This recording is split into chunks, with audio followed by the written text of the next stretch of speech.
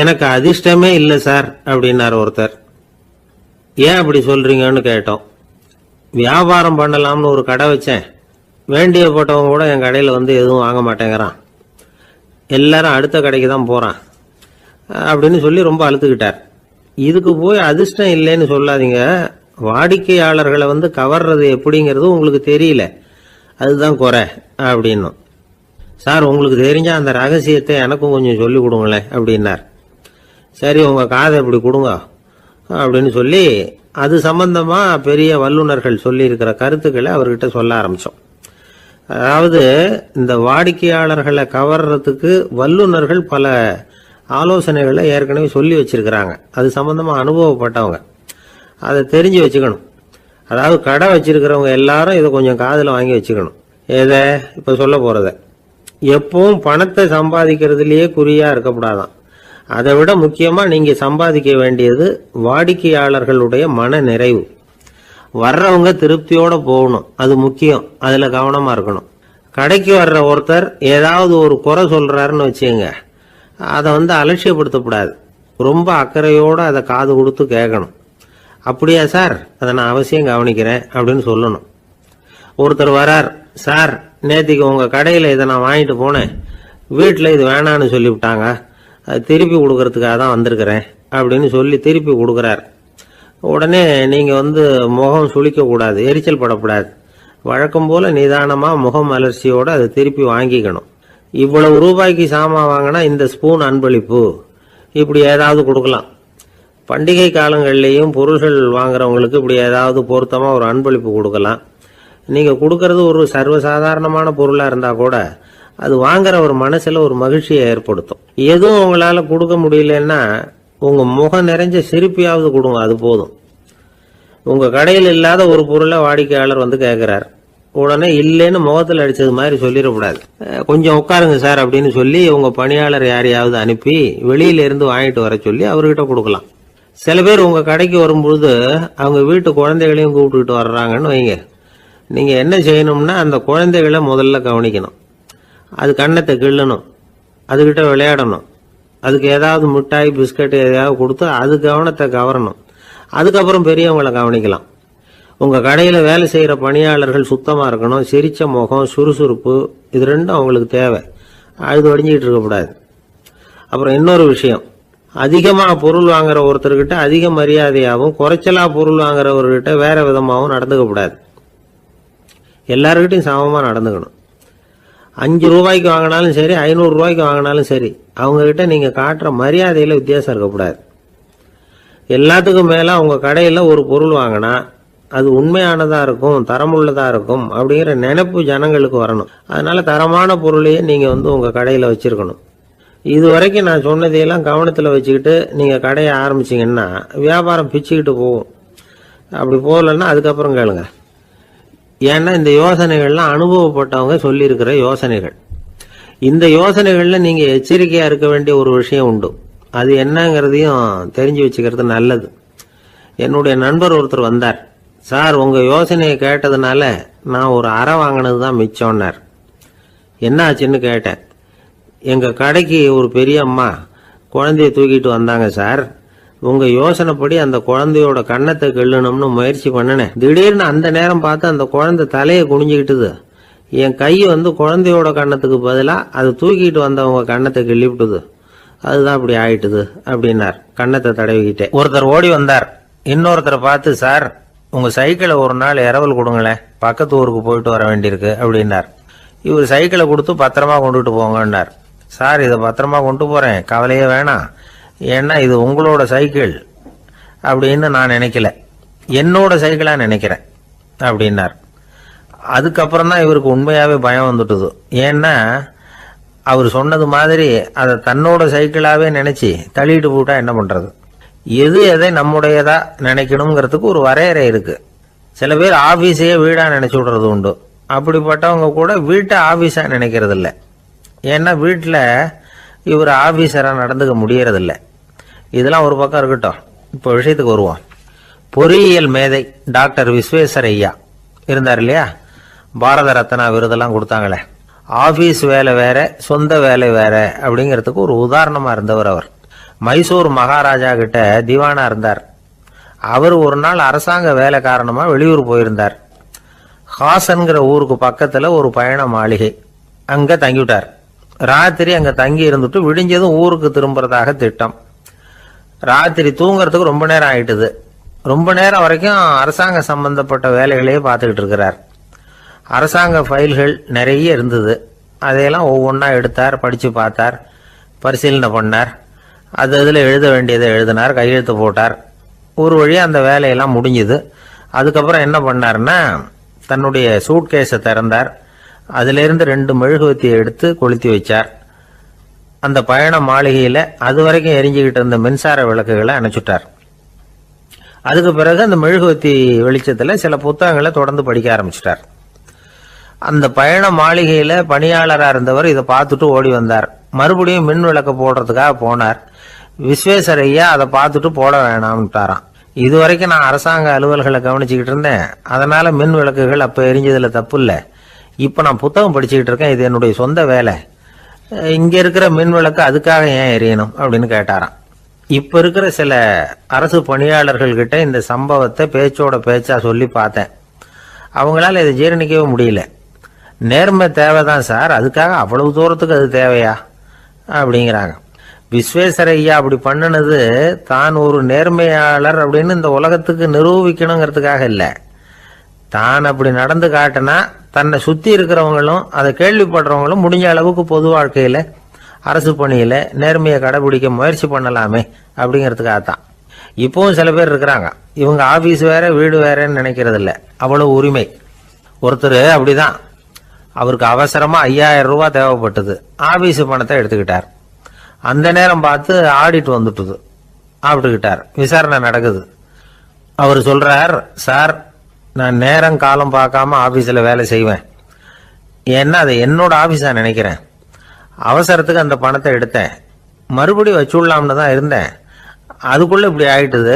நீங்க என்ன நினைச்சாலும் சரி, நான் ஆபீஸ் வேற வீடு வேற அப்படின்னு நினைக்கிறது இல்லை, அது என்னோட சுபாவம் அப்படின்னார். விசாரணை பண்ணவர் தீர்ப்பு வழங்கினார். உங்க சுபாவத்துக்கு மதிப்பு கொடுத்து நானும் தீர்ப்பு வழங்குறேன். நீங்க கொஞ்ச நாள் ஜெயிலில் இருந்துட்டு வாங்க, அது உங்களுக்கு கஷ்டமா இருக்காதுன்னு நினைக்கிறேன். ஏன்னா அங்க போனாலும் நீங்க உங்க சுபாவப்படி வீடு வேற ஜெயில் வேறன்னு நினைக்க மாட்டீங்க அப்படின்னாராம்.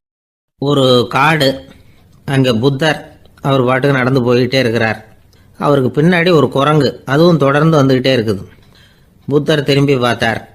குரங்கு அப்படியே குதிச்சு உயர எழும்பி ஒரு கிளையில போய் உக்காந்துது. ஏன் இப்படி பண்றேன்னு கேட்டார் புத்தர்.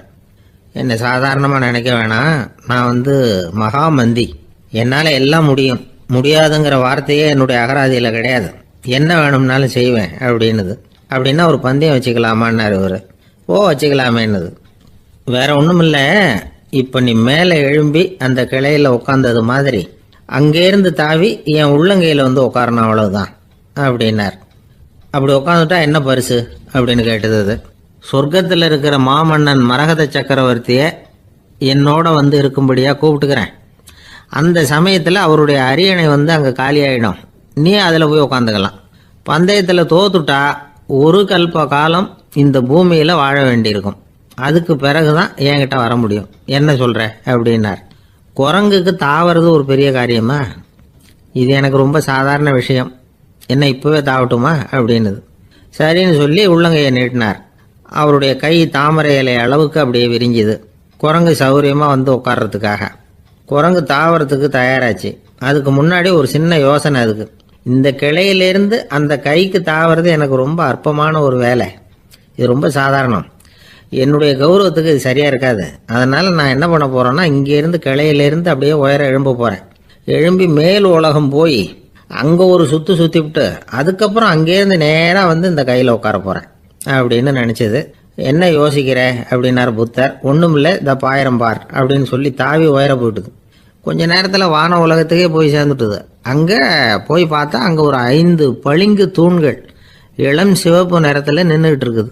குரங்கு நினைச்சுக்கிட்டது, புத்தர்கிட்ட போய் இந்த பளிங்கு தூண்களை பார்த்தோம்னு சொன்னா அப்படியே திகைச்சு போயிடுவார், இந்த தூண்ல ஏதாவது அடையாளம் செஞ்சுட்டு போகணும் அப்படின்னு அந்த இடத்துல மிதந்துகிட்டே நினைச்சுது. உடனே ஒரு தூணில் எழுதிச்சு. என்ன எழுதிச்சுன்னா, ஒரு மகா ஞானி இங்கே வந்துட்டு போகிறார் அப்படின்னு எழுதிச்சு. எழுதிவிட்டு அப்படியே கீழே தாவி வந்து புத்தரோட உள்ளங்கையில் உட்காந்துது. எப்படி பார்த்தீங்களா என்னுடைய வேலை? வான உலகத்துக்கே போய் அங்கே இருக்கிற 5 பளிங்கு தூண்களை பார்த்துட்டு அதில் நான் வந்த விவரத்தை எழுதி வச்சுட்டு அதுக்கப்புறம் இங்கே வந்திருக்கிறேன் அப்படின்னுது ரொம்ப பெருமையாக. அப்படியா அப்படின்னார் புத்தர். ஆமாம், சந்தேகமாக இருந்தால் வாங்க அழைச்சிட்டு போய் காட்டுறேன் அப்படின்னுது அந்த குரங்கு. அதுக்கு தேவையில்லை, அப்படியே கொஞ்சம் கீழே குனிஞ்சு பார் தெரியும் அப்படின்னார் புத்தர். அங்கே பார்த்தா புத்தரோட உள்ளங்கை தெரிஞ்சுது. நல்லா உத்து பார்த்துது. அவரோட ஒரு விரலில் அது எழுதிய வாசகம் தெரிஞ்சுது. குரங்கு யோசனை பண்ணிச்சு, அப்படின்னா வானத்தில் நான் பார்த்தது புத்தரோட விரல்களா அப்படின்னு யோசிச்சுது. இதை புரிஞ்சுக்கிட்ட உடனே அந்த குரங்கோட கர்வம் அழிஞ்சு போச்சான். நம்ம மனசு தான் இந்த குரங்கு. மனம்ங்கிறதும் ஆணவம்ங்கிறதும் ஒரு நாணயத்தின் 2 பக்கங்கள். மனம் உள்ளவரை ஆணவமும் இருக்கும். மனம் அழிஞ்சாதான் ஆணவம் அழியும். மனம் அழிய வேண்டும் அப்படின்னு பெரியவங்க சொல்கிறது இந்த அர்த்தத்தில் தான். நம்ம ஆளுங்க சவால் விடுறதெல்லாம் வேறு மாதிரி. ஒருத்தன் ஒரு வாய்க்காலை தாண்டுறேன்னு பந்தயம் கட்டி தாண்ட முடியாமல் வாய்க்காலில் விழுந்து காலை உடச்சிக்கிட்டு கட்டு போட்டுக்கிட்டு வந்தான். ஏன்டா அப்படின்னு கேட்டாங்க. நான் பந்தயம் கட்டின நேரம் சரியில்லை அப்படின்னா. எப்படிறான்னு கேட்டிருக்காங்க. வாய்க்காலில் தண்ணி இருக்கிற நேரமாக பார்த்து பந்தயம் கட்டியிருக்கணும் அப்படின்னா. திபேத் நாட்டில் புத்த மடாலயங்கள் நிறைய உண்டு. அதுக்கு ஒரு தலைமையகமும் உண்டு. அது இந்த திபேத் தலைநகரம் லாசாவில் இருக்குது. ரொம்ப காலத்துக்கு அப்பால் அதை பற்றிலாம் நிறைய விவரங்கள் எழுதி வச்சிருக்கிறாங்க. அது இப்போவும் நமக்கு கிடைக்குது. அதாவது ரொம்ப தூரத்துக்கு அந்தாண்ட மலைகளுக்கு நடுவில் ஒரு கிளை மடாலயம். அந்த மடத்தின் தலைவருக்கு வயசாயிட்டு தான். அதனால் தலைமை பொறுப்பை வேற ஒருத்தர்கிட்ட ஒப்படைக்கலாம் அப்படின்னு முடிவு பண்ணாராம். உடனே ஒரு லாமாவை கூப்பிட்டார். அவர் மூலமாக தலைமை மடாலயத்துக்கு செய்தி அனுப்புனார், பொருத்தமான வாரிசு ஒருத்தரை அனுப்பி வைக்கும்படியாக. அந்த வாலிப லாமா புறப்பட்டார். காடு மேடெல்லாம் நடந்து போறார். ரொம்ப நாள் கழிச்சு தலைமை பீடத்தை அடைஞ்சார். தலைமை குரு கிட்ட விவரத்தை சொன்னார். தகுதியான ஒருத்தரை அனுப்பி வச்சா அழைச்சிட்டு போறேன் அப்படின்னார். சரி, நாளைக்கு காலையில் நீங்கள் அவங்க எல்லாரையும் அழைச்சிட்டு போகலாம்னார் அவர். அவங்க எல்லாரையுமா? அங்கே தேவைப்படுறது ஒருத்தர் தானே அப்படின்னார் இவர். ஆமான்னார். அப்புறம் ஏன் எல்லாரையும் அழைச்சிட்டு போக சொல்கிறீங்கன்னார். அது இப்போ உனக்கு புரியாது. நான் ஒரு 100 பிக்குகளை அனுப்புகிறேன், அதாவது பிட்சுகளை. அவ்வளவு பேரையும் அங்கே வச்சு சமாளிக்க முடியாது அப்படின்னாரு இவர். இருந்தாலும் இப்போ அந்த தலைமை குரு என்ன சொன்னார்னா, அதை பற்றி கவலைப்படாத, நான் 100 பேரை அனுப்புகிறேன். அதில் 99 பேர் வழியிலேயே காணாமல் போடுவாங்க. ஒருத்தன் மட்டும்தான் வருவான். அவனும் அங்கே சேர்ந்துட்டானா நீ ரொம்ப கொடுத்து வச்சவன் அப்படின்னார். இவருக்கு ஒன்றும் புரியல. இருந்தாலும் மறுநாள் அந்த வாலிபலாமா 100 பேரை அழைச்சிக்கிட்டு புறப்பட்டார். போகிற வழியிலேயே பல பேர் அங்கங்கே பிச்சுக்கிட்டு போயிட்டாங்க. அவர் சொன்னது மாதிரியே. வழியில் அவங்க ஊர்கள் இருந்தது தான் காரணம். அப்பா அம்மாவை பார்த்துட்டு வரேன் அப்படின்னு கொஞ்சம் பேர் போனாங்க. சொந்த பந்தத்தை பார்த்துட்டு வரேன் அப்படின்னு கொஞ்சம் பேர். ஒரு வாரம் ஆச்சு. இப்போ மிஞ்சினது 10 பேர் தான். வழியில் ஒரு நகரம். அங்கே சில பிட்சுக்கள் சந்திச்சாங்க. எங்கள் மடத்து தலைவர் இறந்துட்டார், உங்களில் யாராவது ஒருத்தர் எங்களுக்கு தலைவராக முடியுமா அப்படின்னு கேட்டாங்க. 10 பேரும் தயார். அதில் ஒருத்தரை அழைச்சிட்டு அவங்க போயிட்டாங்க. இன்னொரு ஊரில் சில பேர் வந்தாங்க, வழி மறிச்சாங்க. நில்லுங்க, எங்கள் மன்னர் மகளுக்கு திருமணம், அதை நடத்தி வைக்க 3 லாமாக்கள் தேவை அப்படின்னாங்க. இப்படி கொஞ்சம் கொஞ்சமாக எல்லாரும் காலி. கடைசியில் 2 பேரும் மிஞ்சினாங்க. அங்கே ஒரு இளம்பெண் எதிரில் வந்தா. எங்கள் அப்பா வேட்டைக்கு போயிருக்கிறாரு, இன்னும் திரும்பி வரல. வீட்டில் வேற யாரும் இல்லை, தனியாக இருக்க பயமாக இருக்கு, யாராவது ஒருத்தர் எனக்கு துணையாக இருக்கணும் அப்படின்னு கேட்டுக்கிட்டா. எங்கள் 2 பேரில் நீயே ஒருத்தரை தேர்ந்தெடுத்துக்கோ, இல்லைன்னா எங்களுக்குள்ள சண்டை வந்துடும் அப்படின்னாங்க. இப்போ மிஞ்சினவர் ஒருத்தர். அவருக்கும் ஒரு சோதனை வந்தது. ஒரு தர்க்கவாதி எதிரில் வந்தான். உன்னோட வாதம் பண்ணணும்னா. இவனோட வாதம் பண்ணுறேன், அது முடிய ரொம்ப காலம் ஆகலாம். தர்க்கத்தில் நான் ஜெயிச்சா அங்கே வரேன், இல்லைன்னா இவருடைய சீடனை ஆயிடுவேன் அப்படின்னார் அவர். கடைசியாக அழைக்க வந்த வாலிபலாமா மட்டும் வெறும் கையோடு திரும்பி போனார். அங்கே இருந்த வயசான மடாதிபதி கேட்டார், எத்தனை பேர் அங்கேருந்து புறப்பட்டீங்கன்னார். என்னையும் சேர்த்து 101ன்னார் அவர். நல்லது, நீயாவது திரும்பி வந்திய, அதுதான் எனக்கு போதும். ஏன்னா நீ தான் எனக்கு உண்மையான வாரிசு. அந்த 100 பேரில் யாரும் வரமாட்டாங்க அப்படின்னார் அவர். ஏன்னா அவருக்கு தெரியும் இவர் ஒருத்தர் தான் திரும்பி வருவாருங்கிறது. திபேத்தில் ஒரு பழங்கால பழமொழி உண்டாம், 100 பேர் செல்லலாம், எப்பொழுதாவது ஒருவன் அபூர்வமாக அடைய வேண்டிய இடத்தை அடைவான். இதுதான் அந்த பழமொழி. ஒரு உன்னதமான இலக்கை அடையணும்னா அது அவ்வளவு சுலபமான காரியம் இல்லை. இந்த காலத்து மடாலயம் ஒன்று, அதில் ஒரு தலைவர், அவருக்கு வயசாயிட்டுது, தனக்கு ஒரு வாரிசை நியமிக்கணும் அப்படின்னு ஆசைப்பட்டார். ரொம்ப கஷ்டப்பட்டு ஒருத்தரை பிடிச்சார், தனக்கு வாரிசா நியமிச்சுட்டு அவர் சமாதி ஆயிட்டார். புதுசாக பொறுப்பேற்றுக்கிட்டவர் அப்படியே உட்காந்துருந்தார். அவரை தேடிட்டு பத்திரிகை நிருபர்கள்லாம் வந்தாங்க, கேட்டாங்க. அவர் உங்கள் பொறுப்பில் அவர் பெரியவர் விட்டுட்டு போன இது எவ்வளவு சுமாராக தேரும், எவ்வளவு விட்டுட்டு போனார் அப்படின்னு கேட்டிருக்கிறாங்க. அது என்ன ஒரு 50 லட்சம் இருக்கும் அப்படின்னாராம். அவ்வளவும் பணமா அப்படின்னு கேட்டிருக்காங்க. இல்லைங்க, கடன் அப்படின்னாராம். ஒரு ஊரில் ஒரு ஆள் இருந்தான். அவனுக்கு ஒரே ஒரு மகள். அவளை நல்ல இடத்துல கட்டி கொடுக்கணும்னு ஆசைப்பட்டான். அதுக்காக மாப்பிள்ளை தேடிக்கிட்டு இருந்தான்.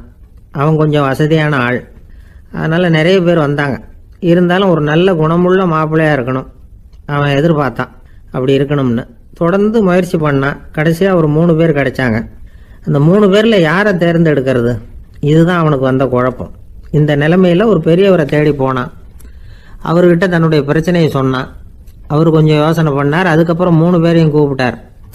இதை பாருங்கப்பா, உங்கள் 3 பேருக்கும் 3 மாத கால அவகாசம் தர்றேன். நீங்கள் இப்போ போகலாம், 3 மாதம் கழித்து திரும்பி வரலாம். அப்படி வரும்பொழுது இந்த 3 மாத காலத்தில் நீங்கள் செஞ்ச நல்ல காரியம் ஏதாவது ஒன்று சொல்லணும். அதை வச்சு உங்களில் ஒருத்தரை நாங்கள் தேர்ந்தெடுத்துக்கிறோம் அப்படின்னு சொன்னாராம். 3 பேரும் சரின்னு சொல்லிவிட்டு திரும்பி போயிட்டாங்க. 3 மாதம் ஆச்சு. அதுக்கப்புறம் ஒரு நாள் திரும்பி வந்தாங்க.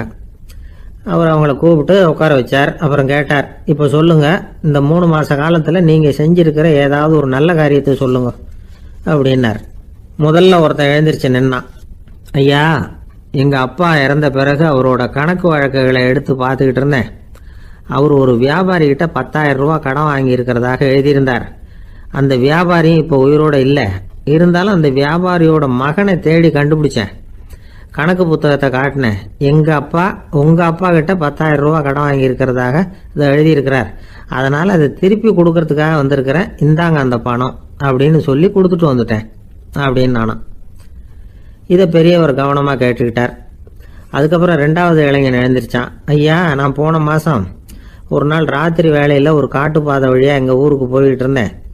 அந்த சமயத்தில் அந்த வழியாக வந்துக்கிட்டு இருந்த ஒரு வழிப்போக்கர்கிட்ட 4-5 திருடர்கள் வம்பு வளர்த்து அவர்கிட்ட இருந்த பொருளை எல்லாம் கொள்ளையடிச்சிக்கிட்டு இருந்தாங்க.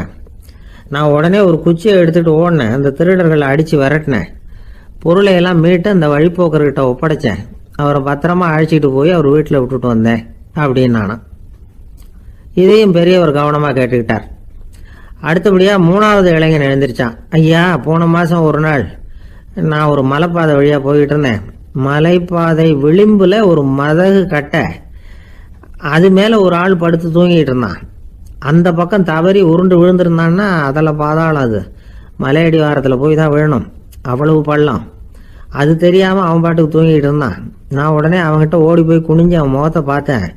அப்போ தான் புரிஞ்சுது, அவன் ஏற்கனவே எனக்கு தெரியும். அவனை எனக்கு நிறைய கெடுதல் பண்ணியிருக்கிறான், இடைஞ்சல் கொடுத்தவன். இருந்தாலும் ஐயோ பாவம்னு நினச்சி அவனை எழுப்பி பாதுகாப்பாக வேற ஒரு இடத்துல படுக்க வச்சுட்டு வந்தேன் அப்படின்னு நானும். பெரியவர் இதையும் கேட்டுக்கிட்டார். அதுக்கப்புறம் அவங்க 3 பேரையும் பார்த்து, நீங்கள் போகலாம், நாங்கள் யோசித்து முடிவு பண்ணி உங்களுக்கு சொல்லி அனுப்புகிறோம் அப்படின்னாராம்.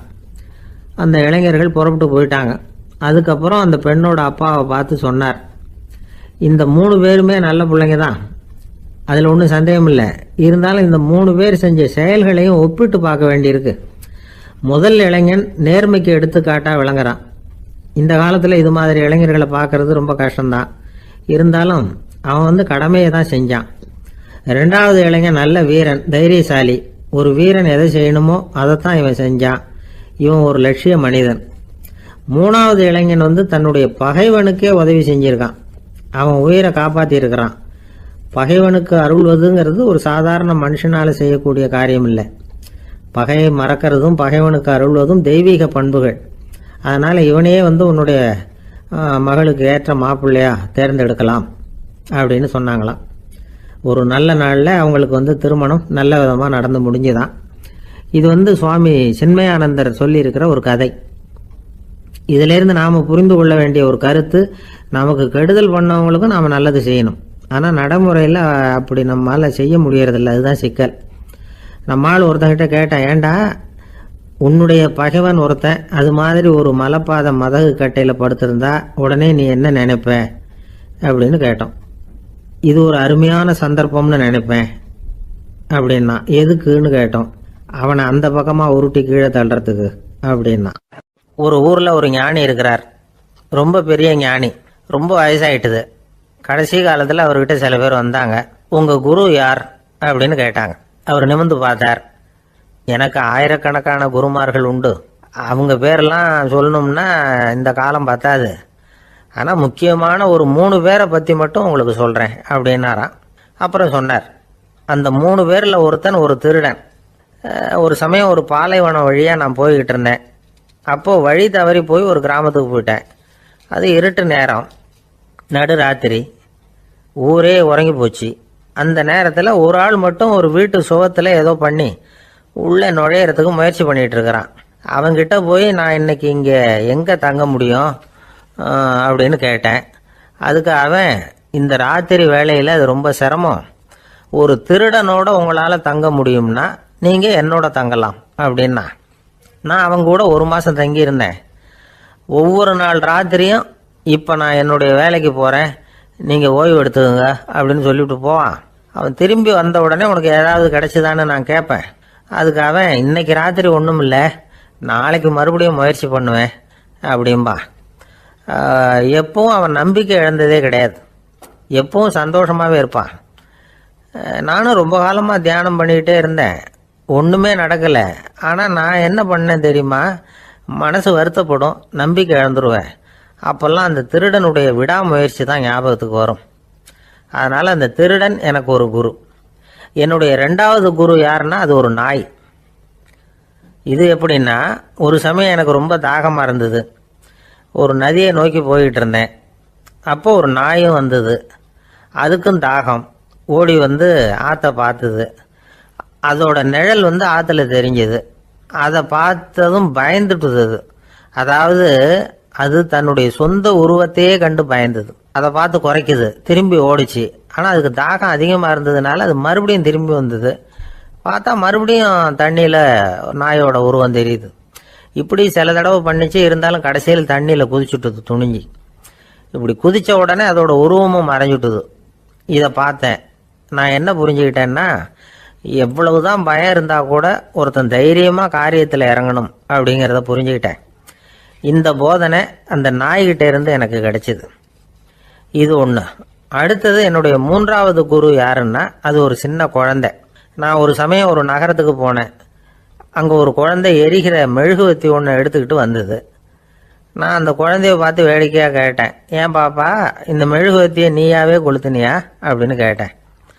ஆமான்னுது அந்த குழந்தை. சரி, இந்த மெழுகுவத்தி முன்னாடி எரியாமல் இருந்தது, இப்போ எரியுது. இந்த மெழுகுவத்திக்கு வெளிச்சம் எங்கேருந்து வந்தது, அதை எனக்கு காட்ட முடியுமா அப்படின்னு கேட்டேன் அந்த குழந்தைகிட்ட. இதுக்கு அந்த குழந்தை சிரிச்சுக்கிட்டு அந்த மெழுகுவத்தியை ஊதி அணைச்சுட்டுது. அதுக்கப்புறம் என்னை பார்த்து கேட்டுது, இப்போ இந்த மெழுகுவத்தியின் வெளிச்சம் போனதை பார்த்தீங்க இல்லையா, அது எங்கே போச்சுன்னு எனக்கு சொல்லுங்க அப்படின்னுது. அந்த குழந்தை இப்படி கேட்டதும் என்கிட்ட இருந்த ஆணவம் அழிஞ்சுட்டுது. நான் படித்ததெல்லாம் அந்த வினாடியில் சுக்கு நூறாக போயிட்டுது. என்னுடைய முட்டாள்தனத்தை நான் உணர்ந்தேன் அப்படின்னு இவ்வளவும் அந்த ஞானி விவரமாக சொன்னாராம். அதனால் நாம் இன்னார்கிட்டே இருந்து தான் இதை கற்றுக்கணுங்கிறது இல்லை, யாருக்கிட்டே இருந்தும் எதையும் கற்றுக்கலாம். நம்மால் ஒருத்தன் ஒரு நாய் வளர்த்துக்கிட்டு இருந்தான். அந்த நாய்க்கு வால் கிடையாது. யாரோ ஏற்கனவே வெட்டி எடுத்துட்டாங்க. இந்த நாய் தான் சார் எனக்கு குரு, அதுகிட்டே இருந்து கூட நான் பாடம் கற்றுக்கிட்டு இருக்கிறேன் அப்படின்னா. அப்படி என்ன கற்றுக்கிட்டேன் இந்த வால் இல்லாத நாய்கிட்டே இருந்து அப்படின்னு கேட்டோம். நாம் யாருக்கிட்டையும் வாலாட்டக்கூடாது அப்படிங்கிற பாடத்தை அதுகிட்டே இருந்து தான் நான் கற்றுக்கிட்டேன் அப்படின்னா. ஒரு அம்மா, அவங்களுக்கு 35 வயசு இருக்கும். குடும்பத்தில் எந்த கஷ்டமும் இல்லை. இருந்தாலும் காரணம் இல்லாமல் பிள்ளைங்க பேரில் கோவப்படுறது, எரிஞ்சு விடுறது அவங்க வழக்கம். பிள்ளைங்க அழும். உடனே அவங்க மனசும் சங்கடப்படும். இன்னொரு அம்மா, நல்ல வேலையில் இருக்கிறவங்க, வாரத்துக்கு ஒரு தடவையாவது தலைவலி வந்துடும். இவங்களுக்கெல்லாம் உடம்புல எந்த கோளாறும் இல்லை, மனசு மட்டும் சரியா இருக்காது. தூக்க மாத்திரை கையில் வச்சிருப்பாங்க. 30-35 வயசுடைய பெண்களுக்கு சர்வசாதாரணமாக காணப்படுகிற மனக்கோளாறு இது. இதுக்கு பேர் மனவாட்டம், டிப்ரெஷன், மனமடிவு அப்படின்னு சொல்லலாம். இந்த நோய்க்கு அறிகுறி என்ன தெரியுமா? மனசில் வருத்தமான உணர்வு இருக்கும், அடிக்கடி அழலாம் போல தோணும். முன்னால எல்லாம் எந்தெந்த செயலில் ஆர்வம் இருந்ததோ அதெல்லாம் குறைஞ்சிரும், அல்லது சுத்தமாகவே ஆர்வம் இல்லாமல் போயிடும். சில பெண்கள் இளம் வயசில் பக்கத்தில் இருக்கிறவங்க கிட்ட கலகலப்பாக பேசுவாங்க, வீட்டை அலங்கரிக்கிறதுல ஆர்வம் இருக்கும். இப்போ அதில் எல்லாம் ஆர்வம் இல்லாமல் போயிடும். எந்த வேலை செஞ்சாலும் சீக்கிரம் களைப்பு அடைஞ்சுடுறது மாதிரி ஆகிடும். நமக்கு யாருமே உதவியாக இல்லை, நம்ம எல்லாரும் கை விட்டுட்டாங்க போல இருக்குதே அப்படிங்கிற உணர்வுலாம் உண்டாகும். தன்னைத்தானே குறை சொல்லிக்குவாங்க, நாம் தப்பு பண்ணிவிட்டோம் போல இருக்குதே அப்படின்னு தோணும். குற்றம் பண்ணிட்டதா நினச்சி கஷ்டப்படுவாங்க. பசி இருக்காது, தூக்கத்தில் தொந்தரவு இருக்கும், அடிக்கடி செத்து போடலாங்கிற உணர்வு வரும், தற்கொலை பண்ணிக்கலாங்கிற எண்ணம் உண்டாகும். சில பேர் தற்கொலை முயற்சியில் கூட ஈடுபடுவாங்க. சில பேருக்கு பலவிதமான உடல் வலிகள் இருக்கும், பலவீனம் இருக்கும், சீக்கிரமாக களைப்படைஞ்சு போடுவாங்க. இதெல்லாம் மனவாட்ட நோய்க்கான தன்மைகள். இந்த மனவாட்டம், அதாவது டிப்ரெஷனை 2 வகையாக பிரிக்கலாமா. ஒன்று தானாக உண்டாக்கிக்கிறது, இன்னொன்று எதிர் விளைவை உண்டு பண்ணுகிற அல்லது நரம்பு சம்பந்தப்பட்ட டிப்ரெஷன். தானாக உண்டாக்கிக்கிற மனவாட்ட நோய் இருக்கு பாருங்க, அதுக்கு ஏதாவது சூழ்நிலை காரணமாக இருக்கலாம் அல்லது இல்லாமலும் போகலாம். மூளையில் டொப்பாமைன் அல்லது செரட்டோனின் இதோட அளவு குறையும் பொழுது இந்த டிப்ரெஷன் உண்டாகுது. இதுக்கு ஓரளவு பிறவி காரணங்கள் கூட இருக்கலாம், குடும்பத்தில் வேற சிலருக்கும் வரலாம். பாதிக்கப்பட்ட பெண்ணை பார்க்கறதுக்கு பலவீனமாக தெரியும், கடுமையான குற்ற உணர்வு இருக்கும், தனியாக இருக்கிறதுக்கு ஆசைப்படுவாங்க, நடு ராத்திரியில் எழுந்திரிச்சு உட்காந்து கஷ்டப்பட்டுக்கிட்டு இருப்பாங்க, கொடூரமான முறையில் தற்கொலை பண்ணிக்க முயற்சி பண்ணுவாங்க, தீ வச்சுக்கிறது, அமிலத்தை குடிக்கிறது, தூக்கில் தொங்குறது. இப்படி தானாக வரவழைச்சிக்கிற மனவாட்ட நோய் மறையக்கூடிய நோய். ஒரு தடவை வந்தால் 3லேருந்து 6 மாதம் வரைக்கும் நீடிக்கும். இடைப்பட்ட காலங்களில் நோயாளி இயல்பாக இருப்பார். எதிர் விளைவை உண்டு பண்ணுகிற அல்லது நரம்பு சம்பந்தப்பட்ட மனவாட்ட நோய் எப்படின்னா, கணவன் மனைவி, மாமியார் மருமகள், இப்படிப்பட்ட உறவு முறை பிரச்சனைகள், தோல்விகள், எரிச்சல்கள், ஆபீஸ் பிரச்சனை, இப்படிப்பட்ட சூழ்நிலையால் உண்டாகிறது. எல்லாத்துக்கும் மருந்து இருக்குது, மார்க்கம் இருக்குது, கவலைப்பட வேண்டியதில்லை, தைரியமாக இருக்கணும். உளவியல் மருத்துவம் இதுக்கு ரொம்ப உபயோகமாக இருக்கும். சில பெண்களை பாருங்கள், அவங்க எதுக்கும் அலட்டிக்கிறது இல்லை. ஒரு அம்மா அப்படிதான் தன்னுடைய கணவனை அழைச்சிக்கிட்டு ஒரு மனநோய் மருத்துவர்கிட்ட வந்தாங்க. டாக்டர், எங்கள் வீட்டுக்காரர் திடீர்னு ஒரு மாதிரி ஆயிட்டார், வித்தியாசமாக நடந்துகிறார். எப்படின்னா, இவர் தன்னையே ஒரு ஒட்டடை பூச்சியாக நினச்சிக்கிட்டு இருக்கிறார். அப்படி நினச்சிக்கிட்டு தன்னுடைய தலையாலேயே வீட்டில் உள்ள ஒட்டடையெல்லாம் தொடச்சிக்கிட்டு இருக்கிறார் அப்படின்னாங்க.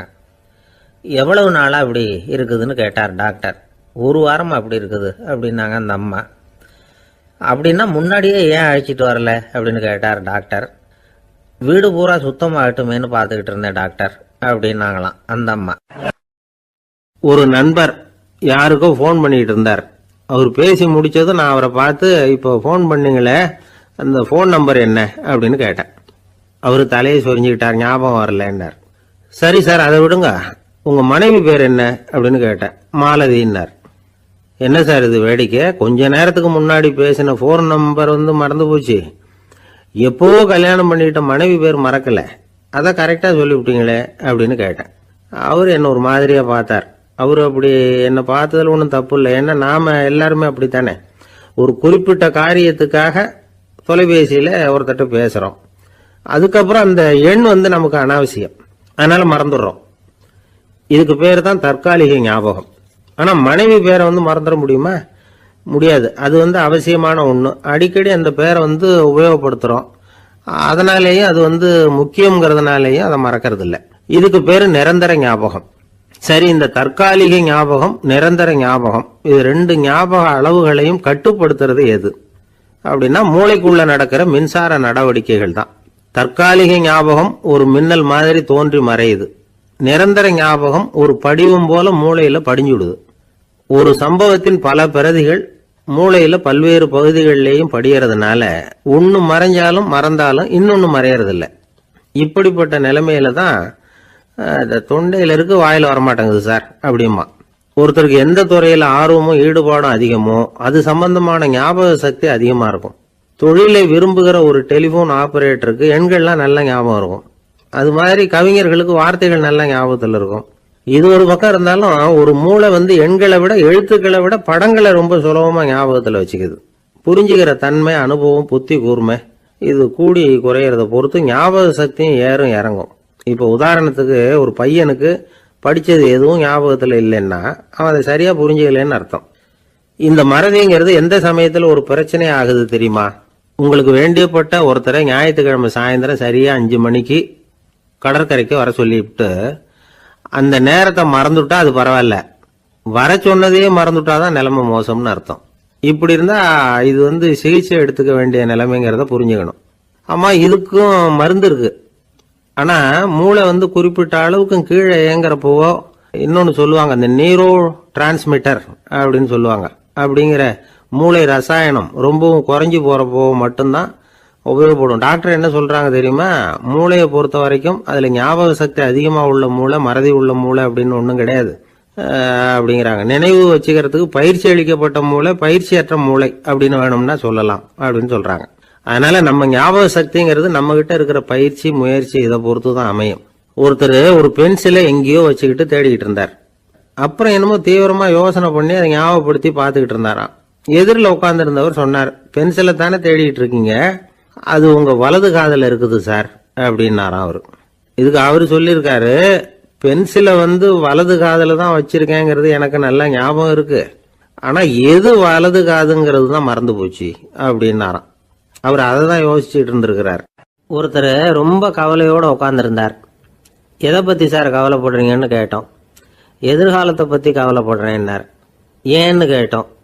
என்ன பண்றதுன்னே தெரியல சார், எதிர்காலம் ஒரே இருட்டா இருக்கு, பாதையே புரியலன்னார். இன்னைக்கு நம்ம இளைஞர்கள் பல பேருக்கு எதிர்காலம் இருட்டா தான் தெரியுது. அவங்கெல்லாம் இந்த கதையை கொஞ்சம் கேட்கணும். ஒரு மலை அடிவாரத்தில் ஒரு சின்ன கிராமம். அந்த மலை ரொம்ப உயரமானது. அடர்த்தியா செடி கொடிகள் மரங்கள் அதில் மண்டி கிடக்குது. பகல் வேளையில் இருட்டாக தான் இருக்கும், அவ்வளவு அடர்த்தி. அந்த மலை உச்சியில் ஒரு கோவில்.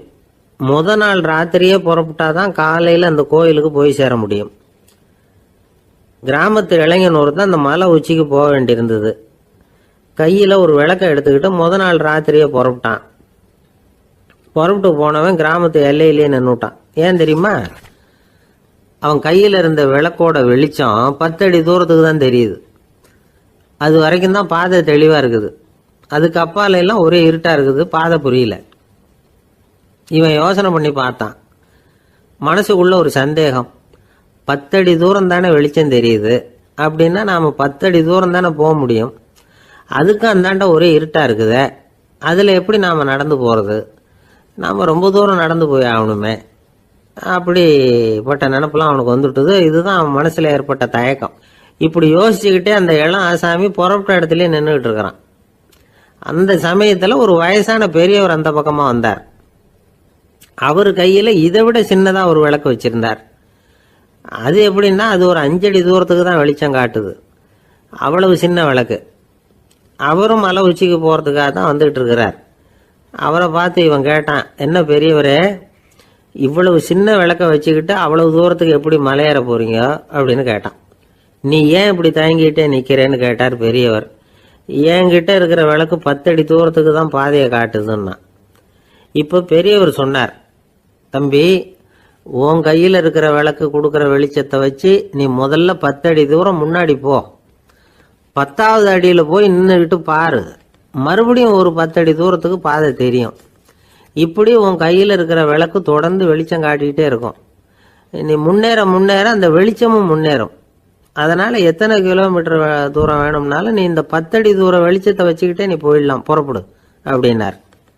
இப்பதான் அந்த பெரியவர் சொன்னது இளைஞனுக்கு பளிச்சுன்னு புரிஞ்சுதான். உடனே உற்சாகமா புறப்பட்டான், உச்சிக்கு போய் சேர்ந்தான்.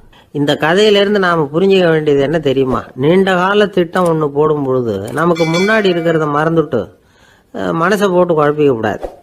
உங்க கையில என்ன இருக்கோ அதுலேயே உங்க எதிர்காலம் மறைஞ்சி இருக்குது. கண் முன்னாடி தெரியறத வச்சு ஆரம்பிங்க, போக போக வழி தானா புலப்படும் அப்படிங்கிறார் ஒரு பெரியவர். பெரிய பயணங்களை எல்லாம் இப்படிதான் நடத்த வேண்டியிருக்கும். ஒவ்வொரு அடியா எடுத்து வச்சா ஓடி போய் சேர்ந்து விடலாம். மலைச்சு போய் நின்றுட்டா நின்றுகிட்டே இருக்க வேண்டியதுதான். நம்ம ஆள்லாம் ரொம்ப மோசமான இருக்கிறாங்க. ஒருத்தன் அப்படித்தான் நீண்ட தூர பிரயாணம் ஒன்று புறப்பட்டான். ரயில் போய்கிட்டே இருந்தது. கொஞ்ச தூரம் போச்சு, பாதி வழியில கையில வச்சிருந்த டிக்கெட்டை காத்துல விட்டுட்டான். ஐயோ, என் டிக்கெட்டு போயிட்டுதே அப்படின்னு கத்த ஆரம்பிச்சுட்டான். பக்கத்துல இருந்த பெரியவர் அவனை பார்த்து பரிதாபப்பட்டு, கவலைப்படாத தம்பி, போனா போகுது, வேற டிக்கெட் வாங்கிக்கலாம் அப்படின்னு ஆறுதல் சொன்னார். அதுக்கு அவன் சொல்றான், சார் நான் அதுக்காக அழல, அந்த டிக்கெட்டு கிடைச்சாதானே நான் எந்த ஊருக்கு போகணுங்கிறது எனக்கு தெரியும் அப்படிங்கிறான். ஒரே ஒரு ஊர்ல ஒரு பாதிரியார் இருந்தார். ரொம்ப நாள் சந்தோஷமா வாழ்ந்தார். ஒரு நாள் அவர் மடத்து சமையல் அறையில பாத்திரங்களை கழுவி துலக்கி சுத்தப்படுத்திக்கிட்டு இருந்தார். அந்த சமயத்துல ஒரு தேவ தூதன் அவர் முன்னாடி வந்து நின்னான். இவர் நிமிர்ந்து பார்த்தார். ஆண்டவர் என்னை உங்ககிட்ட அனுப்பியிருக்கிறார், பரலோகத்துல வாசம் செய்யறதுக்கு உங்களுக்கு நேரம் வந்துட்டுது அப்படின்னு அந்த ஆள். ஆண்டவருக்கு என்னோட ஞாபகம் வந்ததுக்கு நன்றி. ஆனாலும் இப்போ இங்க நீயே பாரு, எவ்வளவு பாண்டங்கள் பாக்கி இருக்கு, இவ்வளவையும் நான் சுத்தப்படுத்த வேண்டியிருக்கு. நான் நன்றி கெட்டவனா இருக்க விரும்பல. இந்த பணியை முடிக்கிற வரைக்கும் என்னுடைய பரலோக வாழ்வை தள்ளி வைக்க முடியுமா? நீ என்ன நினைக்கிற அப்படின்னு கேட்டார். தேவதூதன் தனக்கே உரிய விவேகத்தோட அன்போட பாதிரியாரை பார்த்தான். சரி, என்ன செய்யலாம்ங்கிறத அப்புறம் சொல்றேன் அப்படின்னு சொல்லிவிட்டு புறப்பட்டு போயிட்டான். ஒரு நாள் அந்த பாதிரியார் தோட்டத்தில் உள்ள களைகளை எல்லாம் ஒரு களை கொத்தியால கொத்தி களை எடுத்துக்கிட்டு இருக்கிறார். அந்த சமயத்துல இந்த தேவதூதன் மறுபடியும் அவர் முன்னாடி நிக்கிறான். பாதிரியார் பார்த்தார். இதை பாரு, இந்த தோட்டம் பூராவும் எவ்வளவு களை மண்டி கிடக்கு, பரலோகம் கொஞ்ச காலம் எனக்காக பொறுத்திருக்கலாம்னு நீ நினைக்கிறியா அப்படின்னு கேட்டார். தேவதூதன் சிரிச்சுக்கிட்டே மறுபடியும் மறைஞ்சிட்டான். மறுபடியும் அவர் களை எடுக்கிறது, தானிய களஞ்சியத்துக்கு வர்ணம் பூசுறது, இப்படிப்பட்ட வேலைகளில் ஈடுபட்டிருக்கார். இன்னொரு நாள் ஒரு மருத்துவமனையில் நோயாளிகளை கவனிச்சுக்கிட்டு ரொம்ப தீவிரமாக இருக்கிறார் அந்த பாதிரியார். ஒரு நோயாளியோட தாகத்துக்கு தண்ணீர் கொடுத்துட்டு நிமிர்ந்து பார்க்குறப்போ தேவதூதன் மறுபடியும் அவர் முன்னாடி நிற்கிறான். இந்த தடவை பாதிரியார் தன்னலமற்றவராக பேரன்பை காட்டக்கூடிய வகையில் தன்னுடைய 2 கைகளையும் உயர்த்தியபடி தேவதூதனின் கவனத்தை பிணியால் வாடக்கூடிய நோயாளிகளின் பக்கம் திருப்பினாராம். தேவதூதன் ஒன்றும் சொல்லலை, மறைஞ்சிட்டான். அன்னைக்கு சாயந்தரம் பாதிரியார் மடத்தில் உள்ள தன்னுடைய அறைக்கு போய் இளைப்பாறினார். யோசிச்சு பார்த்தார். தேவதூதனையும் தேவதூதனின் விருப்பத்தையும் பல நாள் தள்ளி போட்டு வந்ததையும் அவர் ரொம்ப நினைச்சு பார்த்தார். திடீர்னு தான் முதுமை அடைகிறதையும் சோர்வு அடைகிறதையும் உணர்ந்தார். ஆண்டவரை நினைச்சார். ஆண்டவரே, உம்முடைய தூதனை மறுபடியும் என்கிட்ட அனுப்புனா நான் சந்திக்கிறதுக்கு ஆவலாக இருக்கேன் அப்படின்னு சொல்கிறப்பவே தேவதூதன் பக்கத்தில் நின்னான். பாதிரியார் நிமிர்ந்து பார்த்தார். நீ இப்போவே என்னை அழைச்சிக்கிட்டு போக விரும்பினா நான் பரலோகத்துக்கு வர்றதுக்கு தயாராக இருக்கேன்னார். தேவதூதன் அந்த பாதிரியாரை அன்போடவும் விவேகத்தோடவும் பார்த்து, நீங்கள் என் கூட பரலோகத்துக்கு வர்ற தயாராக இருக்கிறதா சொல்கிறீங்க, ஆனால் நீங்கள் இதுவரைக்கும் வேற எங்கே இருந்ததா நினைக்கிறீங்க அப்படின்னு நானும். அப்படின்னா இதுவரைக்கும் இருந்த இடம் தான் பரலோகம் அப்படிங்கிறத உணர்த்தி இருக்கிறான். பரலோகம்னா என்னன்னு புரிஞ்சுக்கிறதுக்கு இந்த சம்பவம் நமக்கு உதவியாக இருக்குது. தொண்டு செய்கிறத விட பெரிய செயல் வேற எதுவும் இருக்க முடியாது. அது நம்ம மனசுக்கு கொடுக்குற சுகத்தை வேற எதுவும் கொடுக்க முடியாது. நாம் தொண்டு செய்கிற இடம் தான் அந்த புண்ணிய இடம். ஆனால் இந்த காலத்துல எல்லாம் நாம் தொண்டு செய்யணும்னு நினச்சி ஏதாவது ஆரம்பித்தா கூட அதை ஒரு மாதிரியாக சுற்றி நின்று வேடிக்கை பார்க்க ஆரம்பிச்சிடுறாங்க. ஒரு பெரியவர் அப்படித்தான் ஒரு தொண்டு செஞ்சுக்கிட்டு இருந்தார். ஒரு கோவில் கட்டிக்கிட்டு இருந்தாங்க. அதில் ஒரு இடத்துல ஒரு பலகையை வச்சு ஆணி அடிக்கிற வேலையை செஞ்சுக்கிட்டு இருந்தார் அந்த பெரியவர். ஒரு சின்ன பையன் அதை ரொம்ப ஊக்கமாக அக்கறையாக கவனிச்சுக்கிட்டு இருந்தான். பெரியவர் இதை கவனிச்சார். என்னப்பா பார்க்குற, உனக்கும் இது மாதிரி தொண்டு செய்யணும்னு ஆசையாக இருக்கா அப்படின்னு கேட்டார். அதுக்கு அந்த பையன் சொல்கிறான், அப்படி இல்லைங்க, நீங்கள் ஆணி அடிக்கிறப்போ கையில் சுத்தியால் அடிச்சுக்கிட்டா எப்படி துடிப்பீங்க, எப்படி கத்துவீங்கன்னு தெரிஞ்சுக்கிறதுக்காக அதை பார்க்கணும்னு ஆசை, அதுக்காக தான் காத்துக்கிட்டு இருக்கேன் அப்படின்னு நான். சில பேர் ஆளை பார்த்தா 60 வயசு மாதிரி தோணும். உண்மையான வயசு என்னன்னு பார்த்தா 40 அல்லது 45பாங்க. சில பேரை பார்க்கறதுக்கு 45 மாதிரி தெரியும், உண்மையிலேயே 65 தாண்டி இருப்பாங்க. ஒரு மனிதனுக்கு 2 வகையான வயது உண்டுங்கிறார் ஓஷோ. அதாவது உடம்புக்குன்னு ஒரு வயசு, மனசுக்குன்னு ஒரு வயசு. முதல் உலக மகாயுத்தம் நடந்தது இல்லையா, அது முடிஞ்சதுக்கு அப்புறம் முதல் தடவையா மனிதனின் மூளை வளர்ச்சியை பத்தி மனநல வைத்தியர்கள் ஒரு கணக்கெடுப்பு சோதனை நடத்தினாங்களாம். அது வரைக்கும் மனிதனுக்கு 2 வகையான வயது உண்டுன்னு யாரும் சிந்திச்சதே இல்லையா. அந்த உலக மகா யுத்தம் முடிஞ்சதுக்கு அப்புறம் மனிதனுடைய சராசரி மனதின் வயதை கணக்கிட்டு பார்க்கும் பொழுது அவங்களுக்குலாம் ரொம்ப அதிர்ச்சியாக இருந்துதான். ஏன்னா அது ரொம்ப பின்தங்கிய நிலையில் இருந்திருக்கு, வளர்ச்சி அடையாத நிலையில் இருந்திருக்கு. அவங்க கண்டுபிடிச்ச பிரகாரம் அப்போ மனசோட சராசரி வயசு என்ன தெரியுமா? 14. அப்படின்னா பார்த்துங்க, உடல் ரீதியாக ஒருத்தரோட வயசு 70 கூட இருக்கலாம், ஆனால் மனசோட வயசு 14 தான். இதுக்கு நேர்மாறாக அமைஞ்சு போச்சுன்னு வச்சுங்க. அதாவது ஒருத்தருக்கு உண்மையிலேயே 14 வயசு, அதாவது உடலோட வயசு 14, அவரோட மனசின் வயசு 70ன்னு வச்சுக்கோங்க. இப்படி அமைஞ்சுட்டுதுன்னா அவர் சீக்கிரம் ஞானத்தன்மை அடைஞ்சிருவார் அப்படின்னு அர்த்தம். இப்போ நமக்கெல்லாம் உடம்போட வயசு மனசோட வயசு ரெண்டும் ஒன்றா இருந்துட்டா அதுவே போதும், அதுவே பெரிய விஷயம். இப்போ எமர்சன் கிட்ட போய் ஒருத்தர் கேட்டாராம், உங்கள் வயசு என்ன அப்படின்னு. அவர் உடனே பதில் சொல்லியிருக்கார், 360 வருஷம் அப்படின்னாராம். கேட்டவர் குழம்பி போயிட்டார். அவர் என்ன சொல்கிறாரு, 360 வயசா? என்ன நம்ம காதில் தான் சரியாக விழலையா? எமர்சன் எப்பவும் உண்மையை பேசுகிற ஒரு சிறந்த அறிவாளி, அவர் இப்படிலாம் பொய் சொல்ல மாட்டாரே அப்படின்னு ஒரு யோசனை பண்ணிக்கிட்டே இவர் மறுபடியும் அவர் கிட்ட போனாராம். ஐயா, நீங்கள் சொன்னது சரியா என் காதில் விழலை, அதனால் மறுபடியும் கேட்குறேன், உங்கள் வயசு என்ன அப்படின்னாராம். எமர்சன் மறுபடியும் சொல்லியிருக்கிறார், 360 வருஷம்னு. வந்தவருக்கு உண்மையிலேயே அதிர்ச்சியாக போட்டுது. அதுக்கப்புறம் மெதுவாக ஆரம்பிச்சாராம், ஐயா நீங்கள் சொல்கிறத என்னால் ஏற்றுக்க முடியாது. எப்படி பார்த்தாலும் இப்போ உங்களுக்கு வயசு ஒரு 60க்கு மேலே இருக்காதுன்னு நினைக்கிறேன் அப்படின்னாராம். நீங்கள் சொல்கிறது சரிதான், அது என் உடம்போட வயசுன்னாராம் எமர்சன். அப்படின்னா ஏற்கனவே நீங்கள் சொன்னது அப்படின்னு கேட்டிருக்காரு, அது என் மனசோட வயசு அப்படின்னாராம். நம்மளை பொறுத்த வரைக்கும் அறிவு தூசு படிஞ்சிருக்கு, அது மாதிரியே அன்பும் மாசுபட்டிருக்கு. இது ரெண்டையும் சுத்தம் பண்ண வேண்டியிருக்குது. அப்போ தான் நாம் சரியான வயசில் வாழ முடியும். ஒரு ஆசாமி இருக்கிறார், அவருக்கு உடம்போட வயசு அதிகம், மனசோட வயசு ரொம்ப குறைச்சல், குழந்தை மாதிரி. அவர் ஒரு ஆஸ்பத்திரியில் படுத்திருக்கிறார். நர்சம்மா எல்லாருக்கும் மருந்து கொடுத்துட்டு போகிறாங்க. கொஞ்ச நேரம் கழித்து திரும்பி வந்தாங்க. அப்போ இவர் அந்த அம்மாவை கூப்பிட்டு சொல்கிறார், இதை பாருங்கள் சிஸ்டர், நீங்கள் எல்லாருக்கும் சின்ன சின்ன மாத்திரையாக கொடுத்துட்டு எனக்கு மட்டும் நீளமான மாத்திரையாக கொடுத்துட்டீங்க. முழுங்கிறதுக்கு ரொம்ப கஷ்டமாக போச்சு. இனிமேல் எனக்கும் சின்ன மாத்திரையாக கொடுங்க சிஸ்டர் அப்படின்னாராம். அந்த அம்மா உடனே அதிர்ச்சியாகி தலையில் அடிச்சுக்கிட்டாங்களாம். நான் கஷ்டப்பட்டு மாத்திரையை முழுங்கினத்துக்கு நீங்கள் ஏமா தலையில் தட்டிக்கிறீங்க அப்படின்னு கேட்டிருக்காரு இவர். இதுக்கு அவங்க சொல்லியிருக்கிறாங்க, நான் உங்களுக்கு கொடுத்துட்டு போனது மாத்திரை இல்லைங்க, அது தெர்மாமீட்டர் அப்படின்னாங்களாம். ஒரு காலத்தில் பிரஷ்யா அப்படின்னு ஒரு தேசம் இருந்தது. இப்போ ஜெர்மனி இருக்குல்ல, இதோட பெரும்பகுதி ஒரு காலத்தில் பிரஷ்யாங்கிற பேரில் இருந்தது.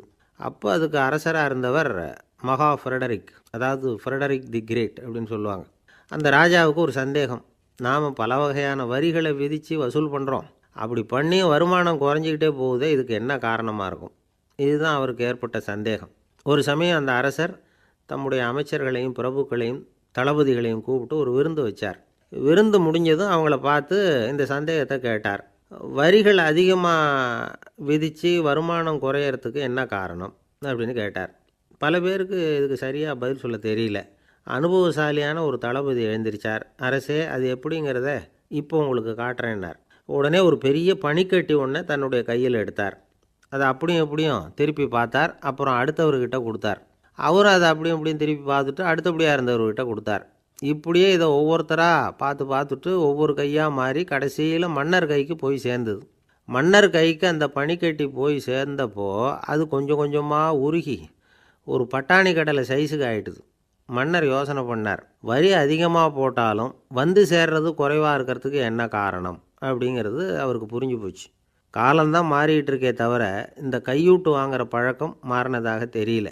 இன்னொரு ராஜா இருந்தார். அவர் தன்னுடைய ராஜாங்கத்தில் லஞ்ச ஊழலே சுத்தமாக இருக்கக்கூடாது அப்படின்னு நினச்சார். அவர்கிட்ட பல்வேறு துறைகளுக்கும் பொறுப்பாக இருந்த பல பேரும் ரொம்ப சுத்தமாகவும் நேர்மையாகவும் இருந்தாங்க. ஒரே ஒருத்தர் மட்டும் எல்லார்கிட்டையும் லஞ்சம் வாங்கிட்டே இருந்தார். அவரை வேறு வேறு துறைகளுக்கு மாற்றி பார்த்தாரு. அந்த ராஜா என்னென்னமோ பண்ணி பார்க்குறாரு. எந்த வேலையை கொடுத்தாலும் அதுலேயும் லஞ்சம் வாங்கிறதுக்கு ஒரு வழியை உண்டு பண்ணிக்குவார் அந்த ஆள். ராஜாவுக்கு இது ஒரு பெரிய தலைவலியாக போட்டுது. இவர் என்ன பண்ணுறது, இவருக்கு என்ன வேலையை கொடுக்கறது, கொஞ்சம் கூட லஞ்சம் வாங்கிறதுக்கு சான்ஸே இல்லாத ஒரு வேலையை கொடுக்கணும் அப்படின்னு திட்டம் போட்டார். ஒரு நாள் அவருக்கு அந்த உத்தரவும் போட்டுட்டார். அதாவது அவருக்கு என்ன வேலைன்னா கடற்கரையில் தான் அவருக்கு ஆஃபீஸ். அங்கேயே இருந்துக்க வேண்டியது. தினமும் எத்தனை கடல் அலை கரையில் வந்து மோதுது அப்படிங்கிறத கணக்கெடுத்து ராஜாவுக்கு தெரிவிக்க வேண்டியது. இதுதான் அவருக்கு வேலை. பேசாமல் அலையை எண்ணிட்டு உட்காந்துருக்கட்டும், அப்போவாவது அவர் லஞ்சம் வாங்குகிற சந்தர்ப்பம் இல்லாமல் போயிடும் அவருக்கு அப்படின்னு நினச்சார் ராஜா. இந்த ஆள் கடற்கரைக்கு போய் டியூட்டியில் ஜாயின் பண்ணிக்கிட்டார். ஒரே மாதத்தில் அங்கே சொந்தமாக ஒரு பிரம்மாண்டமான மாளிகை கட்டிவிட்டார். ராஜாவுக்கு இது பெரிய ஆச்சரியமாக போச்சு. அலையை என்ற வேலையில் அந்த ஆள் எப்படி பணம் சம்பாதிச்சார் அப்படின்னு விசாரித்து பார்த்தார் அக்கம் பக்கத்தில். அந்த ஆள் என்ன பண்ணியிருக்கிறாருன்னா, கடற்கரையில் போய் பொறுப்பை ஏற்றுக்கிட்ட உடனே அங்கே இருந்த மீனவர்கள்கிட்ட எல்லாம் இந்த கரையில் வந்து ஒரு நாளில் வந்து மோதுகிற அலைகள் எத்தனை அப்படின்னு கேட்டிருக்காரு. அது எப்படிங்க தெரியும்னு இருக்காங்க அவங்க. தினமும் அந்த எண்ணிக்கை தெரியணும். நம்ம ராஜாவுக்கு தினமும் அறிக்கை அனுப்பணும், டெய்லி ரிப்போர்ட்டு. தவறுனா நீங்கள் இந்த கடலில் போய் மீன் பிடிக்கிறதுக்கு ராஜாவோட அனுமதி கிடைக்காது அப்படின்ட்டுருக்காரு. உடனே மீனவர்கள்லாம் பயந்து போட்டாங்க. கடலுக்கு போகிறதுக்கு அனுமதி இல்லைன்னா பட்டினி கிடக்கிறது மாதிரி ஆகிடுமே. மெதுவாக அந்த ஆளுகிட்ட போனாங்க, காதோட காதாக சொன்னாங்க, ஐயா, எங்களால் வந்து கடல் அலையை வந்து எண்ண முடியாது. தினமும் எங்களால் முடிஞ்சதை உங்களுக்கு பணமாக கொடுத்துட்றோம். நீங்கள் தான் ராஜா கிட்ட சிபாரிசு பண்ணி நாங்கள் தொடர்ந்து மீன் பிடிக்கிறதுக்கு அனுமதி வாங்கி கொடுக்கணும் அப்படின்னு வேண்டிக்கிட்டாங்க. பணம் தினமும் வந்து சேர ஆரம்பிச்சுட்டுது. பதவியில் மற்ற பதவியோட இந்த பதவி எவ்வளவோ மேல் அப்படின்னு நினச்சிட்டான் அந்த ஆள். அது மட்டும் இல்லை, தயவு பண்ணி என்னை இந்த இடத்த விட்டு மாற்றி விடாதீங்க சார் அப்படின்னு வேற கேட்க ஆரம்பிச்சிட்டானா. ஒரு ஊரில் ஒரு ராஜா இருந்தார். அவர் ஒரு பூனை வளர்த்தார். ரொம்ப செல்லமாக அவர் அந்த பூனையை வளர்த்தார். அவர் என்ன பண்ணுவார் தெரியுமா? இரவு நேரத்தில் அந்த பூனையோட தலையில் ஒரு விளக்கை வச்சுருவார். அந்த பூனை ரொம்ப ஜாக்கிரதையாக அந்த விளக்கு கீழே விழுந்துடாமல் பார்த்துக்கும். தலையை ஆட்டாமல் ரொம்ப நிதானமாக ராஜா பின்னாடி நடந்து போய்கிட்டே இருக்கும். அந்த விளக்கு வெளிச்சத்தில் எல்லா வேலைகளையும் செஞ்சுருவார். கையில் ஒரு விளக்கை தனியாக எடுத்துகிட்டு போக வேண்டிய அவசியமே இல்லை. விளக்கை தூக்கிட்டு போகிற வேலையை அந்த பூனை பார்த்துக்கும். அதனால் ராஜாவுக்கு அந்த பூனை மேலே ரொம்ப பிரியம். மந்திரிகளையெல்லாம் கூப்பிட்டு அவங்கக்கிட்ட சொல்லுவார், பார்த்தீங்களா இந்த பூனை எவ்வளவு விசுவாசமாக நடக்குது, என் பேரில் எவ்வளவு மரியாதை பார்த்தீங்களா அதுக்கு அப்படிம்பார். இதை கேட்டுவிட்டு அங்கேருந்து அமைச்சர்களில் ஒருத்தர் சொன்னார், மன்னா நீங்கள் சொல்கிறது சரிதான், இருந்தாலும் இந்த பூனையோட விசுவாசத்தை நாம் கொஞ்சம் சோதித்து பார்க்க வேண்டியிருக்கு அப்படின்னாராம். சரி, உங்கள் ஆசையை ஏன் கெடுக்கணும், நல்லா சோதிச்சு பாருங்கள் அப்படின்னு சொல்லிவிட்டார் ராஜா. உடனே அந்த அமைச்சர் என்ன பண்ணார் தெரியுமா? எங்கேயோ புறப்பட்டு போனார். ஒரு 5-6 எலிகளை பிடிச்சிக்கிட்டு வந்தார். அரண்மனையில் ராஜா ஏதோ வேலை பார்த்துக்கிட்டு இருக்கிறாரு. பக்கத்தில் அந்த பூனை ரொம்ப பணிவாக நின்றுக்கிட்டு இருக்குது. அது தலையில் விளக்கு எரிஞ்சிக்கிட்டு இருக்கு. அமைச்சர் தான் பிடிச்சிக்கிட்டு வந்த எலிகளை அந்த பூனை பார்வையில் படுறது மாதிரி எதிரில் விட்டார். அந்த எலிகள்லாம் அங்கேயும் இங்கேயும் ஓட ஆரம்பிச்சிது. அதை பார்த்தது பூனை, அவ்வளவுதான். தலையில் இருக்கிற விளக்கை பற்றியும் கவலைப்படலை, ராஜாவை பற்றியும் கவலைப்படலை. ஒரே பாய்ச்சலாக பாஞ்சு எலிகளை துரத்த ஆரம்பிச்சுட்டுது. தலையில் இருந்த விளக்கு எங்கேயோ போய் விழுந்தது, அணைஞ்சு போச்சு. இருட்டில் ராஜா தடுமாற ஆரம்பிச்சுட்டார். இந்த சமயத்தில் அந்த அமைச்சர் மறுபடியும் விளக்கை ஏற்றினார். வெளிச்சம் வந்தது. அதுக்கப்புறம் அந்த அமைச்சர் பேசினார், அரசே, பூனையோட விசுவாசத்தை பார்த்தீங்களா? எலி அது கண்ணில் படுற வரைக்கும் தான் விசுவாசமாக இருந்தது. அது மாதிரி எலியை பார்த்ததும் எல்லாத்தையும் விட்டுட்டு அதை துரத்த ஆரம்பிச்சுட்டு பார்த்தீங்களா? தான் வந்து அந்த பூனையை பற்றி நினச்சது தப்புங்கிறது அதுக்கப்புறம் தான் அந்த ராஜாவுக்கு புரிஞ்சுதான். சரி, இப்போ எதுக்கு இந்த கதையெல்லாம் அப்படிங்கிறீங்களா? இந்த பூனை மாதிரி தான் நம்ம மனசும். மனசை வந்து எவ்வளவு தான் பயிற்சி கொடுத்து பக்குவமாக வச்சுருந்தாலும் பார்க்குறதுக்கு பரமசாது மாதிரி தான் இருக்கும். பார்க்க வேண்டியதை பார்த்துட்டுதுன்னா பாஞ்சிரும். இந்த பூனை மாதிரி புலன் இன்ப பொருள்கள் கிட்டாத வரைக்கும் மனம் அடங்கி இருக்கிறது மாதிரி தான் தெரியும். கொஞ்சம் வாய்ப்பு கிடைச்சாலும் அது குதிக்க ஆரம்பிச்சிடும், தப்பு பண்ண ஆரம்பிச்சிடும். பெரிய பெரிய முனிவர்கள் வாழ்க்கையில் நடந்த வீழ்ச்சி இதை தான் நிரூபிக்குது. புலன்களின் ஆற்றல் அதிகம். அதனால் மனக்கட்டுப்பாடு பயிற்சிகளில் ரொம்ப எச்சரிக்கையாக இருக்கணுங்கிறார் சுவாமி சிவானந்தர். மது பழக்கத்தையே விட்டுவிட்டேன்னு உறுதியாக இருப்பான். கடை கண்ணில் பட்டுவிட்டுதுன்னா கால் அவனை கேட்காமலே இழுத்துக்கிட்டு உள்ளே போயிடும். இதுதான் மனசுங்கிறது. அதுதான் அந்த ராஜா வளர்த்த பூனை. நம்மால் ஒருத்தன் அந்த ராஜா பூனை தலையில் விளக்க வச்சது மாதிரி இவன் தன்னுடைய தலையிலேயே ஒரு விளக்கை ஏற்றி வச்சுக்கிட்டு என்னத்தையோ தேட ஆரம்பித்தான். தேடிக்கிட்டு இருக்கிறான். தலையை ஆட்டாமல் நிதானமாக நடந்து ரொம்ப நேரமாக தேடிட்டு இருக்கிறான். அந்த சமயம் அங்கே வந்த ஒருத்தர், என்னத்தை தேடுறீங்கன்னு கேட்டார். அதுதான் மறந்து போச்சு அப்படின்னு இழுத்தான். சரி, கொஞ்சம் இப்படி உட்காருங்க, ஞாபகம் வந்ததும் தேட ஆரம்பிக்கலாம் அப்படின்னார் அவர். இவன் கொஞ்ச நேரம் உட்காந்து யோசித்தான். அப்புறம் திடீர்னு எழுந்திரிச்சான். ஞாபகம் வந்துட்டுதுன்னா. என்னன்னு கேட்டார். எங்கள் வீட்டில் இருந்த விளக்கை எங்கே வச்சேன்னு தெரியல, அதை தான் தேடிக்கிட்டு இருக்கிறேன். ஏற்றி வைக்கலாம்னு பார்க்குறேன் அப்படின்னா. ஒரு ராஜா இருந்தார். நாடு பூராவும் நிறைய மரங்களை நட்டு வளர்க்கணுங்கிறது அவரோட ஆசை. தானே அதுக்கு முன்மாதிரியாக இருக்கணும்னு நினச்சார். அரண்மனையை சுற்றி மரங்களை நட்டு வளர்த்தார். இதை பார்த்துட்டு ஜனங்களும் அவங்கவுங்க வீட்டை சுற்றி மரக்கன்றுகளை நட்டு வளர்த்தாங்க. கொஞ்ச காலத்தில் ஊர் பூரா பசுமையாக மாறிச்சு. எல்லாருக்கும் சந்தோஷமாக இருந்தது. இது ஒரு பக்கம் இருக்கட்டும். இப்போ நான் சொல்ல போகிற கதை வேறு. அதாவது அந்த ராஜா ஒரு நாள் தன்னுடைய அரண்மனையை சுற்றி இருக்கிற விதவிதமான மரங்களை எல்லாம் போய் பார்த்தார். எப்படி இருக்கிறீங்க அப்படின்னு ஒவ்வொரு மரத்துக்கிட்டையும் விசாரிச்சாராம். எந்த மரமும் சந்தோஷமாக இருக்கிறதா தெரியல. அதுக்கும் மனசில் ஒரு குறை. முதல்ல ஆலமரத்துக்கிட்ட போனார். அது சொல்லிச்சு, மண்ணா நான் நல்லா பெருசாக வளர்ந்துருக்கிறேன், அடர்த்தியாக இருக்கிறேன், கிளையெல்லாம் 4 பக்கமும் நல்லா படர்ந்து தான் இருக்குது, இருந்தாலும் எந்த பிரயோஜனமும் இருக்கிறதா தெரியல எனக்கு. என்னுடைய பழம்லாம் ரொம்ப சின்னதாக இருக்குது, என் கண்ணுக்கு சரியாக புறப்பட மாட்டேங்குது. நான் இருக்கிற சைஸுக்கு என்னுடைய கிளையில் இருக்கிற பழம்லாம் எவ்வளோ பெருசாக இருக்கணும், அது இத்தினூண்டு இருக்கிறது எனக்கு பெரிய அவமானமாக இருக்குது. இப்படி இங்கே நின்றுக்கிட்டு இருக்கிறதே ரொம்ப கூச்சமாக இருக்குது. ஒரு நல்ல புயல் வந்ததுன்னா பேசாமல் சாஞ்சு விடலாமான்னு பார்க்குறேன் அப்படின்னு புலம்புது ஆலமரம். சரி இருக்கட்டும்னு நினச்சிக்கிட்டு ராஜா அடுத்தபடியாக ஒரு அத்தி மரத்துக்கிட்ட போனார். அதுவும் புலம்ப ஆரம்பிச்சுட்டுது. நான் கூட பெரிய மரம் தான், இல்லை இலையெல்லாம் அழகாக தான் இருக்குது, பழம் அழகாக இருக்குது, இருந்தாலும் உள்ள விஷயம் இல்லையே, அத்தி பழத்தை புட்டு பார்த்தா அத்தனையும் சொத்தை அப்படின்னு பழமொழியே உண்டாயிட்டுதே. இப்படி ஒரு கெட்ட பேரோடு நான் இருக்கணுமா அப்படின்னு புலம்புது அது. சரி இது இருக்கட்டும் அப்படின்னு சொல்லி அடுத்தபடியாக வேப்ப மரத்துக்கிட்ட போனார். அது தன்னுடைய வேதனையை வெளியிட்டது. எனக்கு எவ்வளவோ மருத்துவ குணங்கள்லாம் இருக்கிறதா சொல்லிக்கிறாங்க, இருந்தாலும் என்ன பிரயோஜனம், என்னுடைய பழத்தை மனிதர்கள் யாரும் விரும்பி சாப்பிட்றது இல்லையே அப்படின்னுது. ராஜா அடுத்தாப்புல இருந்த ஒரு பனை மரத்துக்கிட்ட போனார். நான் நல்லா உயரமாக தான் வளர்ந்துருக்கிறேன், மற்ற மரங்கள்லாம் என்னை அண்ணாந்து தான் பார்க்கணும், இருந்தாலும் என்கிட்ட நிழலுக்காக யாரும் ஒதுங்கிறது இல்லையே அப்படின்னுது. என்ன இது எல்லா மரமும் இப்படி திருப்தி இல்லாமல் இருந்துக்கிட்டு இருக்குதே அப்படின்னு நினச்சிக்கிட்டே ராஜா அடுத்தபடியாக அங்கே இருந்த ஒரு பைன் மரத்துக்கிட்ட போனார். அழகாக உயரமாக பசுமையாக தான் இருந்தது, ஆனால் பழமோ பூவோ கிடையாது. அதை நினச்சி அது வருத்தப்பட்டுக்கிட்டு இருக்குது. ஓக் மரம் அது ஒன்று நின்றுட்டு இருந்தது. அது என்ன சொல்லிச்சுன்னா, இலையுதிர் காலத்தில் என் மேலே இருக்கிற எல்லா இலைகளும் உதிர்ந்து போடுது, முடி கொட்டின மனிதர்கள் மாதிரி மொட்டையாக நான் நிற்க வேண்டியிருக்குது, என்ன வாழ்க்கை இது அப்படின்னு சொல்லி அழுத்துக்கிட்டது. சரி புளிய மரம் என்ன சொல்லுது பார்ப்போம்னு அதுக்கிட்ட போனால், என்னுடைய நிழலில் யாருமே தங்க மாட்டாங்க, உடம்புக்கு சூடுன்னு ஒதுங்கி போயிடுவாங்க, அடிமரத்தை பார்த்தீங்கன்னா பட்டையெல்லாம் உறிஞ்சி பார்க்குறதுக்கே கேவலமாக இருப்பேன் அப்படின்னுது அது. முருங்கை மரம் என்ன சொல்லிச்சு தெரியுமா, என்னுடைய இலை காயெல்லாம் சாப்பிட்றவங்களுக்கு சத்து கொடுக்கறது வாசம்தான், ஆனால் என் உடம்புல சத்தே கிடையாது, கொஞ்சம் வேகமாக காற்று அடிச்சதுன்னா முறிஞ்சி விழுந்துடுறேன், என்ன வாழ்க்கை இது அப்படின்னு சொல்லி அது வருத்தப்பட்டது. ராஜா யோசனை பண்ணார். என்ன இது மரங்கள் பூமியின் வரங்கள்னு சொல்கிறோம், மழை பெய்யறதுக்கு அதுதான் காரணம், பூமி செழிப்பாக இருக்கிறதுக்கும் அதுதான் காரணம், வீடு கட்டுறதுக்கு மரம், நாற்காலி செய்ய உபயோகப்படுத்துறதுக்கும் அதுதான் உபயோகப்படுது, மனுஷனுக்கு வேண்டிய ஆகாரங்களையும் கொடுக்குது, இப்படிலாம் இருந்தும் எல்லா மரமும் நிம்மதி இல்லாமல் இருந்துக்கிட்டு இருக்குதே அப்படின்னு நினச்சார். அப்போது அங்கே இருந்த ஒரு மகிழ மரம் அவர் கண்ணில் பட்டுது. அந்த மரம் மட்டும் கொஞ்சம் நிம்மதியாக மகிழ்ச்சியாக இருக்கிறது மாதிரி தெரிஞ்சுது. உடனே ராஜா அதுக்கிட்ட போனார். உனக்கு மனசில் எதுவும் குறை இல்லையான்னு கேட்டார். இல்லை நான் சந்தோஷமாக தான் இருக்கேன்னு அந்த மகிழ மரம். அப்படியான்னு ஆச்சரியமாக கேட்டார் ராஜா. ஆமாம் மன்னா, இந்த இடத்துல நீங்கள் ஒரு முருங்கை மரத்தையோ வேப்ப மரத்தையோ கூட நட்டிருக்கலாம், ஆனால் இந்த இடத்துல நடுறதுக்கு என்ன தேர்ந்தெடுத்துருக்குறீங்க, அதுவே எனக்கு பெருமை, அதுவே எனக்கு திருப்தி அப்படின்னு தான் மகிழ மரம். மகிழ மரம் சாதாரணமாக தான் இருக்கும், இளம் மஞ்சள் நிறத்தில் பூக்கள், அது காய்ந்தும் மனம் வீசும். மகிழ மரம் மாதிரி மன திருப்தியோடு வாழறதுக்கு நாம் கற்றுக்கணுமா.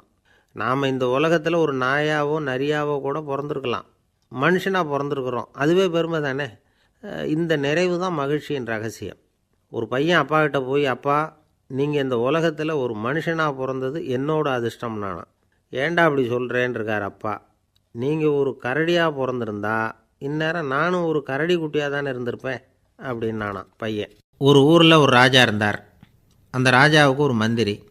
ராஜா ரொம்ப நியாயமானவர், நேர்மையானவர், கண்டிப்பானவர். தப்பு செய்கிறது யாராக இருந்தாலும் தண்டனை கொடுப்பார்.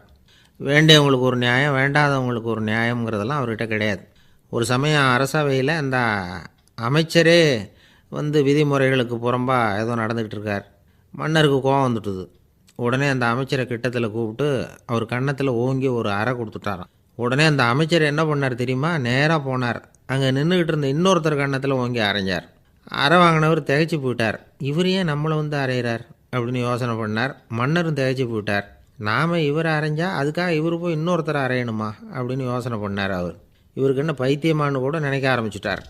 ஆனால் என்ன ஆச்சுன்னா, அப்புறம் அமைச்சர் அவர் கவனிச்சிக்கிட்டு இருந்தாரா, அவர் இன்னொருத்தரை அரைஞ்சார் இல்லையா, அந்த அறை வாங்கின ஆசாமியை பார்த்து கத்திக்கிட்டு இருந்தார். யார்? அமைச்சர். ஏன்பா என்கிட்ட அறையை வாங்கிக்கிட்டு இப்படி விவரம் இல்லாமல் நின்றுக்கிட்டு இருக்கிறிய, நான் உனக்கு கொடுத்ததை நீ வேறு யாருக்கிட்டையாவது கொடுத்துரு அப்படின்னார். உடனே அந்த ஆள் பார்த்தான். தனக்கு அடுத்தபடியாக நின்றுக்கிட்டு இருந்தவனை ஓங்கி ஒரு அறை அரைஞ்சான். அவன் கண்ணத்தை தடவிட்டே யோசனை பண்ணான். இது ஏதோ புரிஞ்சுக்கிட்ட மாதிரி அடுத்தாப்பில் நின்றுக்கிட்டு இருந்தவனை அரைஞ்சான். இப்படி இந்த அறை வந்து மாறி மாறி போய்கிட்டே இருக்குது. ஊர் பூரா பிரயாணம் பண்ண ஆரம்பிச்சுட்டுது. அன்னைக்கு ராத்திரி அந்த ராஜா படுக்கிறதுக்காக போனார். அந்த நேரம் பார்த்து அவர் கன்னத்தில் பலார்னு ஒரு அறை விழுந்தது. நம்மளே அரையிறது யார் அப்படின்னு அதிர்ச்சியோட மன்னர் திரும்பி பார்க்குறாரு. அரைஞ்சது அவரோட மனைவி. என்னாச்சு உனக்குன்னு கத்துனார் ராஜா. உங்களுக்கு தெரியாதா, ஊர் பூரா ஒருத்தர் மாற்றி ஒருத்தர் மூலமாக இந்த அறை வந்து பிரயாணம் பண்ணிட்டு வருது அப்படின்னாங்க அந்த அம்மா. அப்படின்னா ஆரம்பித்த இடத்துக்கே வந்துட்டுதா அப்படின்னாராம் மன்னர். என்ன சொல்கிறீங்கன்னு கேட்டிருக்காங்க. இவர் விவரத்தை சொன்னாராம்.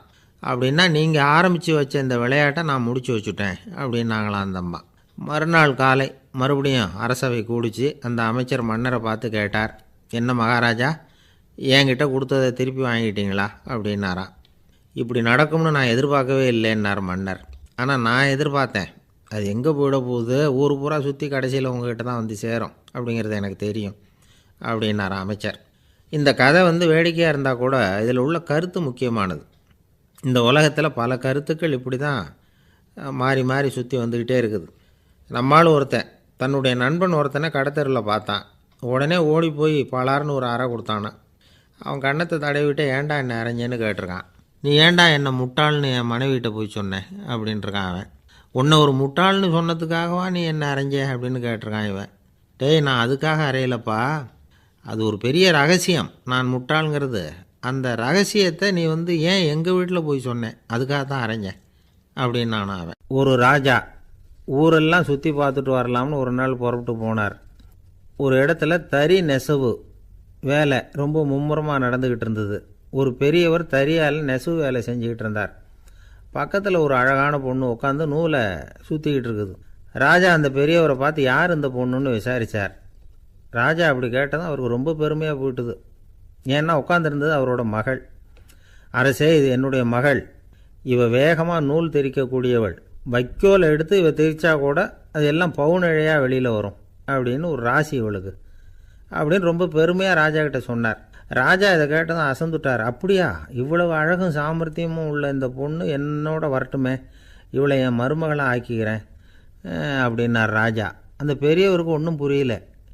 ஏதோ கொஞ்சம் பெருமையாக சொல்ல போக அது இப்படி ஆயிட்டுதே அப்படின்னு கவலைப்பட்டார். இருந்தாலும் ராஜா பேச்ச தட்ட முடியுமா, மகளை அனுப்பி வச்சுட்டார். ராஜா அந்த பொண்ணை அரண்மனைக்கு அழைச்சிட்டு வந்தார். அங்கே ஒரு அறையில் வச்சு பூட்டி விட்டார். அந்த ரூமு நிறைய வைக்கோலை கொண்டாந்து போட்டு அடைச்சாங்க. 3 ராட்டைகள் வேறு வச்சுருந்தாங்க. நாளைக்கு பொழுது விடியறதுக்குள்ளே நீ இந்த வைக்கோலையெல்லாம் தங்க இழைகளாக மாற்றி காட்டணும். நாளைக்கு காலம்புறம் வந்து நான் இந்த அறை கதவை திறப்பேன். உன் தகப்பன் சொன்னது மாதிரி எல்லாம் தங்கமாக மாறி இருக்கணும், இல்லைன்னா நீ உயிர் தப்ப முடியாது அப்படின்னு உத்தரவு போட்டார். பாவம் அந்த பொண்ணு என்ன பண்ணும், பகல் பூரா அழுதுகிட்டே உட்காந்துருக்குது. ராத்திரி பூராவும் தூக்கம் வரல. மறுநாள் அதிகாலை நேரத்தில் யாரோ கதவை தட்டுற சத்தம் கேட்டுது. பயந்துக்கிட்டே கதவை திறக்கிறா. திறந்து பார்த்தா வெளியில் 3 அவலட்சணமான பெண்கள். ஒருத்திக்கு வந்து கால் அகலமாக முறை மாதிரி இருக்குது, இன்னொருத்திக்கு கட்டை விரல் கரண்டி மாதிரி பெருசாக இருக்குது, 3ஆவது பொண்ணுக்கு உதடு தடித்து ரப்பர் மாதிரி தொங்கிக்கிட்டு இருக்கு. யார் நீங்கள், உங்களுக்கு என்ன வேணும் அப்படின்னு கேட்குது இந்த பொண்ணு. நாங்கள் உங்களுக்கு உதவி செய்கிறதுக்கு தான் வந்திருக்கிறோம் அப்படின்னு சொல்லி உள்ளே வந்தாங்க. உட்காந்தாங்க. கொஞ்ச நேரத்துக்குள்ளே உள்ளே இருந்த வைக்கோலையெல்லாம் தங்க இழைகளாக மாற்றி கொடுத்துட்டு போயிட்டாங்க. காலையில் ராஜா வந்தார். பார்த்தார். ஆகா பேஷுனார். இன்னும் கொஞ்சம் வைக்கோலை கொண்டாந்து அந்த ரூமில் போட சொன்னார். இந்த வைக்கோலையும் இன்றைக்கி தங்கமாக மாற்றிவிடு, நாளைக்கு மறுநாள் உனக்கும் இளவரசனுக்கும் கல்யாணம்னு சொல்லிவிட்டார். இன்றைக்கி ராத்திரி அந்த 3 பொண்ணுங்களும் வந்தாங்க. வைக்கோலை பொண்ணு இழைகளாக மாற்றினாங்க. புறப்பட்டாங்க. இந்த பொண்ணு அவங்க காலில் விழுந்து வணங்கினா. என் உசுரை காப்பாற்றினீங்க, உங்களுக்கு நான் என்ன கைமாறு செய்ய போகிறேன் அப்படின்னா. பயப்படாத, நீ விரும்பினா எங்களுக்கு ஒரு உதவி செய்யலாம். உன்னுடைய கல்யாணத்துக்கு நாங்கள் 3 பேரும் வரோம். நீ எங்களை வந்து வரவேற்று ராஜாக்கிட்டேயும் இளவரசர்கிட்டையும் நாங்கள் வந்து உன்னோட பெரியப்பா பொண்ணுங்கன்னு சொல்லி அறிமுகப்படுத்தி வை, நாங்கள் விருந்து சாப்பிட்டுட்டு போயிடுறோம் அப்படின்னாங்க. ரொம்பவும் சந்தோஷமாக சரின்னு ஒத்துக்கிட்டா. கல்யாண நாள் வந்தது. கல்யாணம் ரொம்ப கோலாகலமாக நடந்துக்கிட்டு இருக்கு. எல்லா தேசத்து ராஜா ராணிகளும் வந்துக்கிட்டு இருக்கிறாங்க. அந்த 3 அவலட்சணமான பொண்ணுங்களும் வந்து சேர்ந்தாங்க. யார் இவங்கன்னு கேட்டார் ராஜா. என் பெரியப்பா பொண்ணுங்க அப்படின்னா அந்த பொண்ணு. காலும் உதடும் கட்டை விரலும் ஏன் இப்படி உங்களுக்கு அவலட்சணம் ஆயிட்டுது அப்படின்னு கேட்டார். அதுக்கு அந்த பொண்ணுங்க பதில் சொன்னாங்க. என்ன செய்யறது, ஓயாமல் வைக்கோலை நூற்று ஒருத்தியோட கட்டை விரல் அப்படி கரண்டி மாதிரி ஆயிட்டுது. நாக்கில் தொட்டு தொட்டு திரிச்சதுனால ஒருத்தியோட உதடு அப்படி ஆயிட்டுது. காலால் கட்டையை அழுத்தி அழுத்தி தறி போட்டதுனால இன்னொருத்தையோட கால் அப்படி ஆயிட்டுது. உங்கள் மருமகளாக வந்திருக்கிற இந்த பொண்ணு அந்த 3ஐயுமே செய்ய தெரிஞ்சவ தான். என்ன ஆக போதோ இன்னும் கொஞ்ச நாளில் அப்படின்னாங்க. அவ்வளவுதான். ராஜா பயந்துட்டார். அம்மா, இன்னையிலேருந்து நீ இளவரசனின் மனைவி. நீ எப்பவும் அழகாக இருக்கணும். அதனால் நீ இனிமேல் வைக்கோலை திரிக்கவே கூடாது அப்படின்னு உத்தரவு போட்டார். அவளை இக்கட்டான சூழ்நிலையிலிருந்து காப்பாற்றின அந்த 3 பொண்ணுங்களும் சந்தோஷமாக திரும்பி போயிட்டாங்களாம். சுவாமி சின்மயானந்தர் இந்த கதையை சொல்லியிருக்கிறார். தன்னலம் மறந்து சுயலாபத்தை தியாகம் செய்கிறது வைக்கோல்ல இருந்து தங்க இழையை நூக்கிறது மாதிரி அப்படிங்கிறார் அவர். அது இருக்கட்டும், இப்போ நம்ம கதைக்கு வருவோம். ஒரு ராஜா தன்னோட மகனுக்கு சுயவரம் நடத்தினார். எல்லா தேசத்திலிருந்தும் ராஜகுமாரர்கள் வந்திருந்தாங்க. ராஜகுமாரியை கல்யாணம் பண்ணிக்கலாம்ங்கிற ஆசையில் சுயம்பர மண்டபத்திலேருந்து எல்லா ராஜகுமாரர்களும் அலறி அடிச்சுக்கிட்டு வெளியில் ஓடி வந்துக்கிட்டு இருக்கிறாங்களாம். ஏன் இப்படி எல்லாரும் மிரண்டு போய் ஓடி வர்றாங்கன்னு கேட்டார் ஒருத்தர். அதுக்கு இன்னொருத்தர் விவரம் சொன்னார். ராஜகுமாரியை இன்றைக்கி தான் அவங்க நேரில் பார்த்தாங்களாம், அதுதான் அப்படி ஓடி வந்துக்கிட்டு இருக்கிறாங்க அப்படின்னார். ஒரு ஊரில் ஒரு ராஜா இருந்தார். அவர் அடிக்கடி காட்டுக்கு வேட்டையாட போவார். சில நண்பர்களையும் கூட அழைச்சிக்கிட்டு போவார். காட்டுக்கு போனதும் ஆளுக்கு ஒரு பக்கமாக போய் வேட்டையாடுவாங்க. சாயந்தரமாக திரும்பி வருவாங்க. மறுநாள் அரண்மனையில் உட்காந்து ஒவ்வொருத்தரும் அவங்க அனுபவங்களை எல்லாம் சொல்லிக்குவாங்க. அவங்க வீரத்துக்கு தகுந்த மாதிரி பரிசை அந்த ராஜா கொடுப்பார். இது மாதிரி ஒரு தடவை எல்லாரும் வேட்டைக்கு போயிட்டு திரும்பி வந்ததும் உட்காந்து பேச ஆரம்பிச்சிருக்கிறாங்க. ஒருத்தன் சொன்னான், தன்னுடைய வீர தீர செயலை பற்றி அளக்க ஆரம்பிச்சிட்டான். ஏன்னா அதுக்கு பரிசு கிடைக்க போகுதில்ல, அதனால். அவன் என்ன சொன்னான் தெரியுமா? அரசே, நேற்றுக்கு காட்டில் என்னாச்சு தெரியுமா? எனக்கு நேராக ஒரு சிங்கம் வாயை திறந்துக்கிட்டு வந்துட்டுது. நான் பயப்படவே இல்லை. உடனே ஒரு கல்லை எடுத்து குறி பார்த்து வீசினேன். சிங்கத்து வாய்க்குள்ளே போய் அந்த கல் மாட்டிக்கிட்டுது. அவ்வளவுதான். அந்த சிங்கம் என்னை பார்த்துட்டு பயந்துட்டு ஒரே ஓட்டமாக திரும்பி ஓடி போயிட்டுது அப்படின்னா. ஆஹா பலே அப்படின்னு எல்லாரும் கை தட்டினாங்க. 2வது ஆள் ஒருத்தன் எழுந்திரிச்சான். அவன் சொல்ல ஆரம்பித்தான், அரசே, நான் போன வழியில் 2 பெரிய மலைப்பாம்பு கிடந்தது. என்னை முழுங்கிறதுக்கு வந்தது. நான் என்ன பண்ணேன் தெரியுமா? அந்த 2 பாம்போட வாலையும் ஒன்றா சேர்த்து முடிச்சு போட்டுட்டேன். அவ்வளவுதான். அது அங்கே இழுக்க இது இங்கே இழுக்க முடிச்சு நல்லா இறுகி போட்டுது அப்படின்றான். ஆஹா அற்புதம்னு சொல்லி எல்லாரும் கை தட்டினாங்களாம். அடுத்தபடியாக 3வது ஆள் ஒருத்தன் வந்தான். அவன் சொல்ல ஆரம்பித்தான், மன்னா, நான் போன பாதையில் குறுக்க ஒரு ஆறு. அதில் இறங்கி குளித்தேன். யாரோ காலை பிடிச்சி இழுக்கிறது மாதிரி இருந்தது. திரும்பி பார்த்தா ஒரு பெரிய முதலை. நான் உடனே அப்படியே ஒரு துள்ளல் துள்ளி அது முதுகில் போய் உக்காந்துக்கிட்டேன்.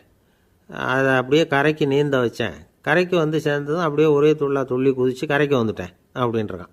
அவன் தன்னுடைய வீரத்தை அப்படி சொல்லியிருக்கான். அடடா எப்பேற்பட்ட வீரம் அப்படின்னு எல்லாரும் கை தட்டினாங்களாம்.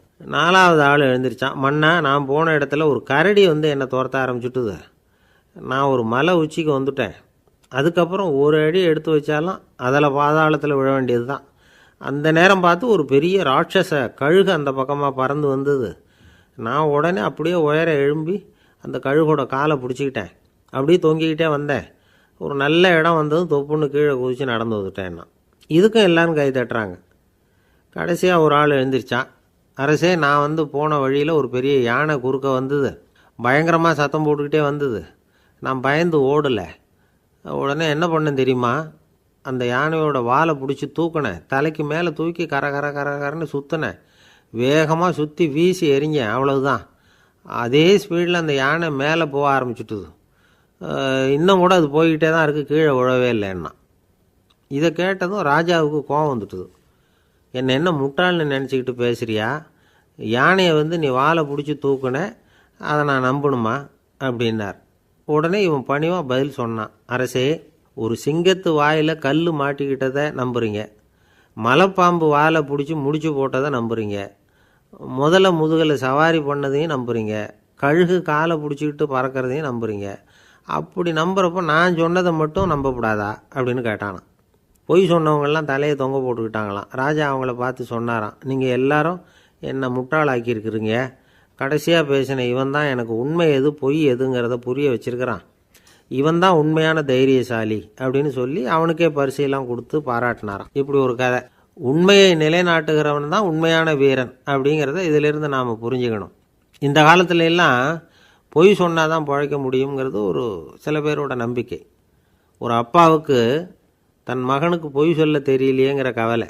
பொய் சொன்னாதான் இந்த உலகத்தில் பிழைக்கலாம், ஆனால் இவனுக்கு அது தெரியலையே, அதனால் இவனை அழைச்சிட்டு போய் நடுக்கடலில் விட்டுட்டு வந்துடுவோம் அப்படின்னு அழைச்சிட்டு புறப்பட்டான். கடற்கரைக்கு போனான். மகனுக்கு சந்தேகம், எங்கேப்பா என்னை அழைச்சிட்டு போகிறேன்னு கேட்டிருக்கான். கடலில் மீன் பிடிக்க கற்றுக் கொடுக்க போகிறேன் உனக்கு அப்படின்னானா. நான் ஏற்கனவே மீன் பிடிச்சிட்டேனேன்னானா இவன் மகன். எங்கே அதுன்னு கேட்டிருக்கான் அப்பங்காரன். சுட்டு சாப்பிட்டுட்டேன்ருக்கான் புள்ள.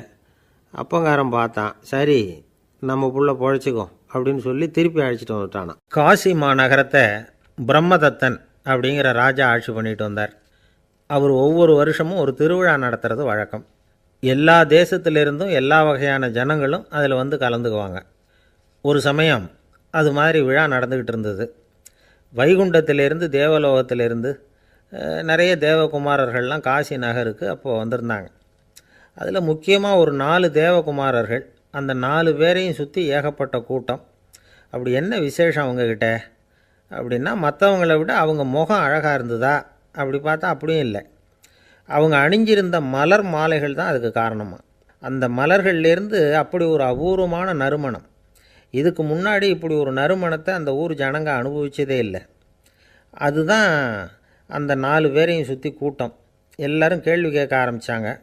உடனே அந்த 4 தேவகுமாரர்களும் எல்லாருக்கும் தெரியும்படியாக வானத்தில் எழும்பி கொஞ்சம் உயரமாக நின்றுக்கிட்டாங்க. கீழே நின்றுக்கிட்டு இருந்த அரசன்லேருந்து ஆண்டி வரைக்கும் ஒருத்தர் பாக்கி இல்லாமல் ஒரே குரலில் எல்லாரும் அவங்கள பார்த்து, எங்களுக்கும் இது மாதிரி மாலையை போட்டுக்கணும்னு ஆசையாக இருக்குது, அதுக்கு நீங்கள் தான் அருள் பண்ணணும் அப்படின்னு கேட்டுக்கிட்டாங்க. மாலை போட்டுக்கிறதுனா எல்லாருக்கும் ஆசையாக தானே இருக்கும். அந்த 4 தேவகுமாரர்களில் ஒருத்தர் புத்தர் பிரான். அவர் சொன்னார், பூலோகவாசிகளே, நான் சொல்கிறத கொஞ்சம் பொறுமையாக கேளுங்க. கக்காரு அப்படிங்கிற கற்பக விருட்சத்தின் மலர்களால் தொடுக்கப்பட்டது இந்த மாலை. இதுக்கு நிறைய சக்தி உண்டு. எந்த காலமும் இது வாடாது, வாசனையும் குறையாது. ஆனால் இதை அணிந்து கொள்றதுக்கு சில தகுதிகள் தேவை அப்படின்னார். என்ன தகுதி அது சொல்லுங்களேன் அப்படின்னு ஏக காலத்தில் எல்லாரும் சத்தம் போட்டாங்க. தீய இயல்புகள் உள்ளவங்க, இழிந்த சிந்தனை இழிந்த செயல் உள்ளவங்க இந்த மாலையை அணிய முடியாது அப்படின்னார். அவ்வளோதான். கூட்டத்தில் சத்தம் போட்டவங்கள்லாம் மெதுவாக அப்படி அடங்க ஆரம்பிச்சிட்டாங்க. இன்னொரு தேவகுமாரன் சொன்னார், அடுத்தவங்க பொருளை அபகரிக்காதவன், அடுத்தவங்களுக்கு கெடுதல் பண்ணக்கூடிய பொய் பேசாதவன், பேராசையினால் கெட்ட வழியில் பொருள் ஈட்ட நினைக்காதவன் இந்த மாலையை போட்டுக்கலாம் அப்படின்னார். கூட்டத்திலிருந்து யாரும் முன்னுக்கு வரல. ஒரே ஒரு ராஜகுரு மட்டும் கொஞ்சம் முன்னாடி வந்தார். பெரியவர், படித்தவர். அவர், எனக்கு தகுதி இருக்குது அந்த மாலையை போட்டுக்கிறதுக்கு அப்படின்னார். வேறு ஒன்றும் இல்லை, பொய் சொல்லியாவது அந்த மாலையை வாங்கிக்குவோமே அப்படின்னு முடிவு பண்ணிட்டார் அவர். அவ்வளோதான், மாலையை வாங்கிட்டார். அடுத்த தேவகுமாரன் பேசினார். யாருக்கு திடமான அறிவும் மனமும் இருக்குதோ, யாருக்கு நல்ல காரியங்களில் அசையாத ஈடுபாடு இருக்குதோ, நல்ல அரிய பொருள்களை தனியாக தான் மட்டும் அனுபவிக்க விரும்பாதவர் யாரோ அவர் முன்னாடி வந்து இந்த மாலையை வாங்கிக்கலாம் அப்படின்னார். அந்த தகுதியும் எனக்கு இருக்குன்னார் ராஜகுரு. மாலையை வாங்கி போட்டுக்கிட்டார். இன்னொரு ராஜகுமாரன் பேச ஆரம்பித்தார். அறநெறியில் செல்வம் சேர்க்கணும், ஆடம்பர பொருள்களுக்கு அடிமையாகக்கூடாது, வெற்றி அடைஞ்சாலும் கர்வம் வரக்கூடாது, அப்படிப்பட்டவங்க இந்த மாலையை போட்டுக்கலாம்னார். துணிஞ்சு பொய் சொல்லி அதையும் வாங்கி கழுத்தில் போட்டுக்கிட்டார் இந்த ராஜகுரு. இன்னொரு ராஜகுமாரன் சொன்னார், சான்றோர்களை நிந்திக்காதவங்க, புறம் பேசாதவங்க இந்த மாலையை போட்டுக்கலாம்னார். அதையும் வாங்கி போட்டுக்கிட்டார். திருவிழா முடிஞ்சுது, எல்லோரும் திரும்பி போயிட்டாங்க. மறுநாள் ராஜகுரு 4 மாலைகளையும் போட்டுக்கிட்டு ராஜசபைக்கு வரார். வந்தவர் ரொம்ப அவஸ்தையோடு வர்றார். மாலையெல்லாம் வாடி போயிட்டுது, வாசனை எதுவும் கிடையாது. அது மட்டும் இல்லை, அவருக்கு கடுமையான தலைவலி வேறு வந்துட்டுது. துடிச்சு போயிட்டார். மாலையை கழட்டவும் முடியல. ஜனங்கள்லாம் அவரை பார்த்து சிரிக்க ஆரம்பிச்சிட்டாங்க. என்னத்துக்கு ஆசைப்படணும், ஏன் இப்படி கஷ்டப்படணும் அப்படின்னு. ராஜா பார்த்தார். மறுபடியும் விழாவுக்கு ஏற்பாடு பண்ணினார். தேவகுமாரர்கள்லாம் வந்தாங்க. ராஜகுரு வந்தார். மக்கள் முன்னிலையில் அவங்க காலில் விழுந்தார், மன்னிப்பு கேட்டுக்கிட்டார். இந்த மாலையை போட்டுக்கிற தகுதி எனக்கு இல்லை. தகுதி இல்லாத ஒருத்தன் தகாத தகுதியை பொய் மூலம் பெறணும்னு ஆசைப்படுறாங்களே, அவங்களுக்கெல்லாம் என்னுடைய தண்டனை ஒரு எச்சரிக்கையாக இருக்கட்டும்னார். அதுக்கப்புறம் தேவகுமாரர்கள் அவர் கழுத்தில் இருக்கிற மாலையை கழட்டினாங்களாம். அந்த மாலைகளும் பழையபடி மனம் கொடுக்க ஆரம்பிச்சுட்டு தான். இதுலேருந்து நாம் தெரிஞ்சுக்க வேண்டியது என்னென்னா, நமக்கு தகுதி இல்லாத ஒரு கௌரவம் நம்மக்கிட்ட தானாக வந்தால் கூட அதை தவிர்த்து விடுறது தான் நல்லது. அதுதான் புத்திசாலித்தனம். ஒருத்தர் வந்தார், சார் எங்கள் இலக்கிய மன்ற விழாவுக்கு நீங்கள் தலைமை தாங்கணும்னார். உடனே இவர் சொன்னார், பேச்சாளர், சார் இலக்கியத்தை பற்றி பேசுகிற தகுதி எனக்கு இல்லையே அப்படின்னார். உடனே அவர் கூப்பிட வந்தவர் சொன்னார், அந்த தகுதி உங்களுக்கு இல்லைங்கிறது எங்களுக்கும் தெரியும் சார், அதனால தான் உங்களை தலைமை தாங்க கூப்பிட்றேன் அப்படின்னார். அது சரி, தலைமைன்னா அதுக்கு இவர் என்ன தான் அர்த்தம் பண்ணுறாருன்னு தெரியல. ஒரே ஒரு ஊரில் ஒரு ராஜா இருந்தார். அவர் பேரில் மக்களுக்கு ரொம்ப மரியாதை. அவ்வளவு நல்லா ஆட்சி புரிஞ்சிக்கிட்டு வந்தார். அவருக்கு வயசாகிட்டுது. அதனால் ஒரு நாள் அமைச்சரை கூப்பிட்டார். இதை பாருங்கள், எனக்கு வயசாகிட்டுது, அதனால் இந்த அரச பொறுப்பையெல்லாம் நீங்கள் ஏற்றுக்குங்க அப்படின்னார். அதுக்கப்புறம் ராணியை கூப்பிட்டார். வா, நாம் இனிமேல் இங்கே இருக்க வேணாம், காட்டுக்கு போய் தவம் பண்ணலாம் அப்படின்னு கூப்பிட்டார். இந்த செய்தி மக்களுக்கு அறிவிக்கப்பட்டது. மக்கள் உடனே கூட்டம் கூட்டமாக அரண்மனைக்கு வர ஆரம்பிச்சிட்டாங்க. மன்னரை போய் பார்க்குறாங்க. அரசே, தாங்கள் எங்களுக்கு தந்தை மாதிரி. நீங்கள் காட்டுக்கு போயிட்டால் நாங்கள்லாம் இங்கே எப்படி இருக்க முடியும்? எங்களுக்கெல்லாம் எந்த துன்பமும் இல்லாமல் பார்த்துக்கிட்டு வர்றீங்க. இது மாதிரியான ஒரு அரசாட்சி இல்லைன்னா மக்கள் வாழ்ந்து என்ன பயன் அப்படின்னாங்க. இருந்தாலும் என்ன பண்ணுறது, வயசாயிட்ட காரணத்தினால இந்த முடிவுக்கு வர வேண்டியிருக்குது அப்படின்னாரா ராஜா. அப்படின்னா நீங்கள் காட்டுக்கு போக வேணாம், நாங்கள் போகிறோம். நாங்கள் அங்கே போய் தவம் பண்ணுறோம், வழிபாடு பண்ணுறோம். கடவுள் வருவார், அவர்கிட்ட வரம் வாங்கிட்டு வந்துடுறோம் அப்படின்னாங்களாம். அப்படி சொல்லிவிட்டு உடனே எல்லோரும் காட்டுக்கு போனாங்க. நாட்டு மக்கள் எல்லாரும் ஒட்டு மொத்தமாக காட்டில் உட்காந்துக்கிட்டு தவம் பண்ணுறதை பார்த்தார் கடவுள். உடனே புறப்பட்டு வந்தார். எல்லோரும் இப்படி உட்காந்துருக்கிறீங்களே, என்ன வேணும் உங்களுக்கு அப்படின்னு கேட்டார். உடனே மக்கள் எல்லாரும் ஒரு குரலில் சொன்னாங்க, சுவாமி, எங்கள் மன்னன் ரொம்ப நாளைக்கு நல்லபடியாக இருக்கணும். அவர் மகிழ்ச்சியாகவும் உடல் நலத்தோடும் இருந்தால் தான் நாங்கள் அமைதியாக வாழ முடியும் அப்படின்னாங்க. சரி, அதுக்கு என்ன செய்யணும் அப்படின்னார் ஆண்டவன். எங்கள் மன்னருக்கு இன்னும் ஒரு 100 வருஷம் ஆயுளை கொடுங்க அப்படின்னாங்க. அவ்வளவுதானே, சரி அப்படியே ஆகட்டும் அப்படின்னு சொல்லிவிட்டு ஆண்டவன் போயிட்டார். மக்கள் மகிழ்ச்சியோடு திரும்பி வந்தாங்க. மன்னா, கடவுள் வரம் கொடுத்துட்டார், நீங்கள் 100 வருஷம் வாழ போகிறீங்க அப்படின்னாங்க. இதை கேட்டதும் ராணி ராஜாவை வணங்கி, நான் தவம் செய்ய போகிறேன் அப்படின்னு புறப்பட்டாங்க. உடனே மக்கள் என்ன நினச்சாங்க தெரியுமா? ஐயோ, நாம் ராஜாவுக்கு மட்டும்தானே நீண்ட ஆயுள் வேணும்னு வரம் வாங்கினோம், ராணிக்கு வாங்கலையே, அதுதான் கோபத்தில் புறப்பட்டாங்க போல இருக்குது அப்படின்னு நினச்சி வருத்தப்பட்டாங்க. ஆனால் ராணி நினச்சது அது இல்லை. ராணி போய் தவம் பண்ணாங்க, கடவுள் காட்சி கொடுத்தார். இவங்க கேட்குறாங்க, சுவாமி, ராஜாவுக்கு மட்டும் 100 வருஷம் ஆயுள்னு வரம் கொடுத்துட்டீங்க, அப்படின்னா குடிமக்களும் 100 வருஷம் இருக்கணும்.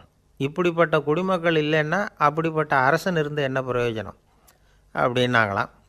ஆண்டவன் பார்த்தார், சரி அவங்களும் 100 வருஷம் வாழ்வாங்க, அது மட்டும் இல்லை, நீயும் 100 ஆண்டு காலம் வாழ வரமளிக்கிறேன் அப்படின்னு சொல்லிவிட்டு மறைஞ்சிட்டார்.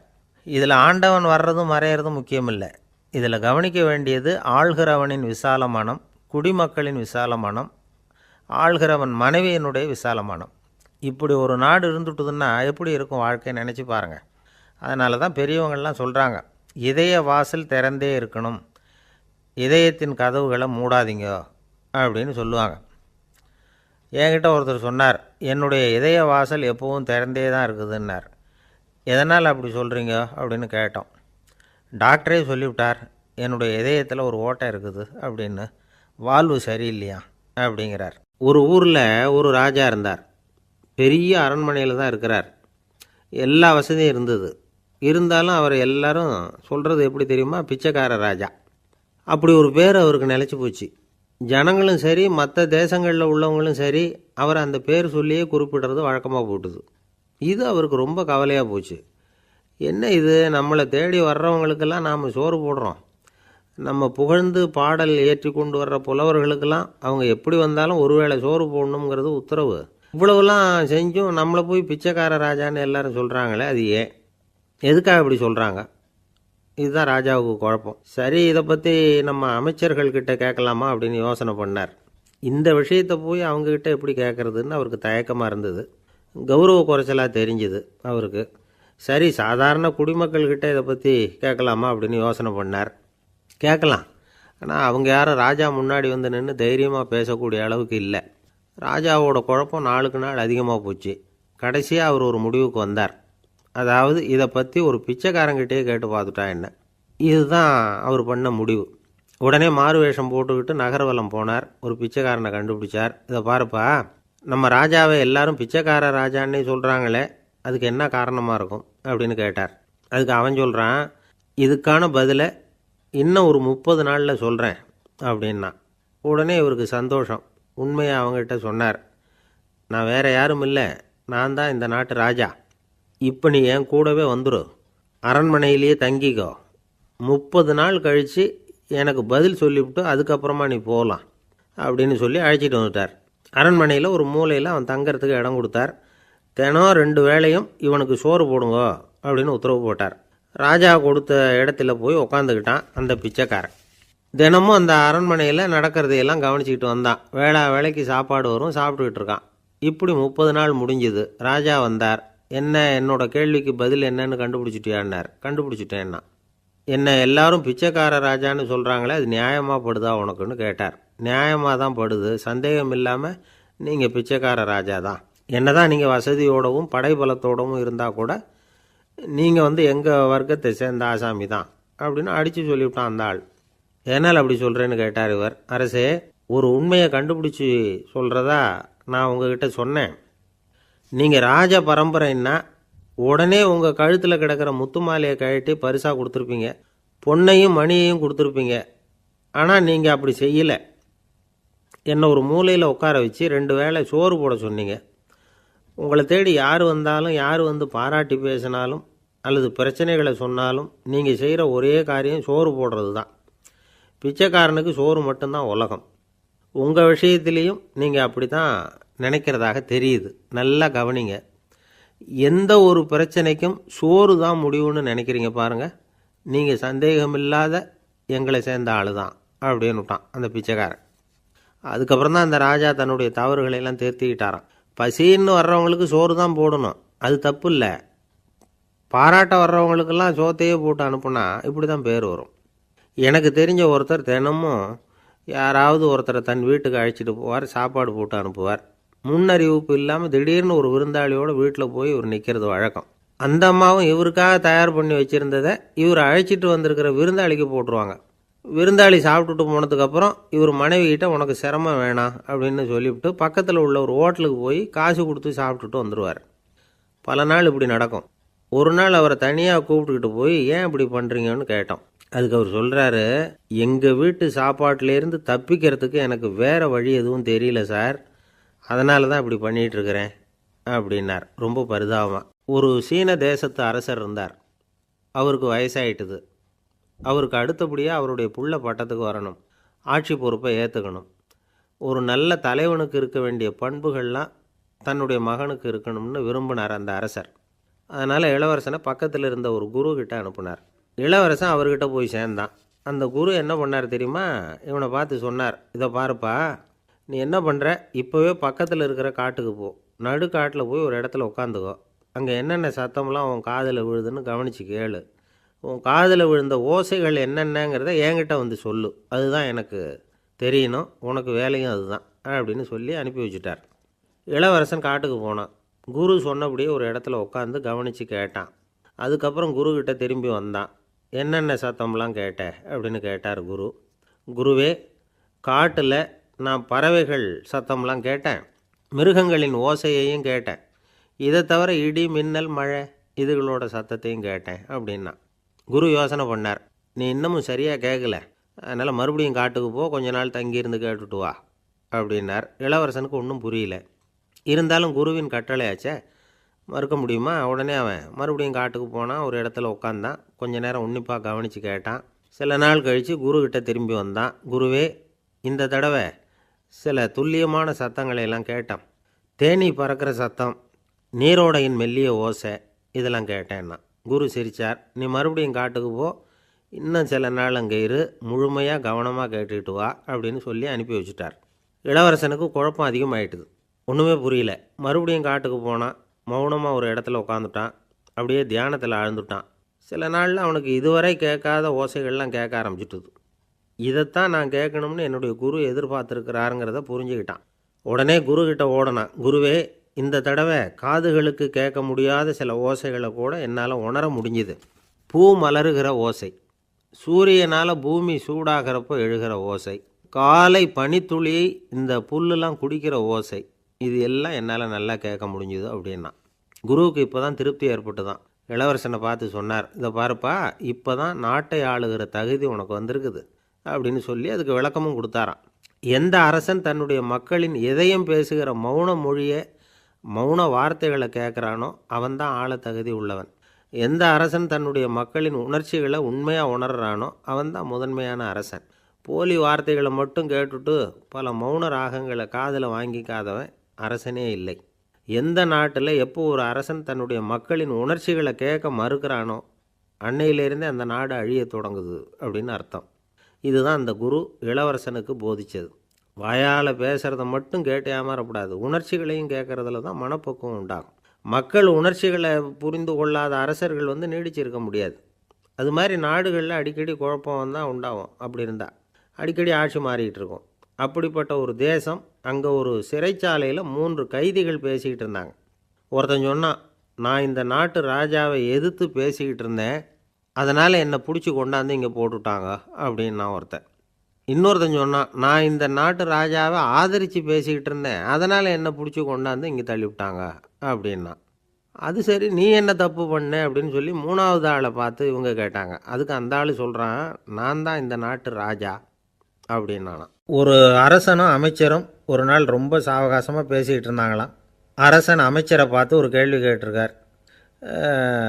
ஏங்க அமைச்சரே, ஆசை இல்லாத ஒரு மனுஷனால் இருக்க முடியுமா அப்படின்னு.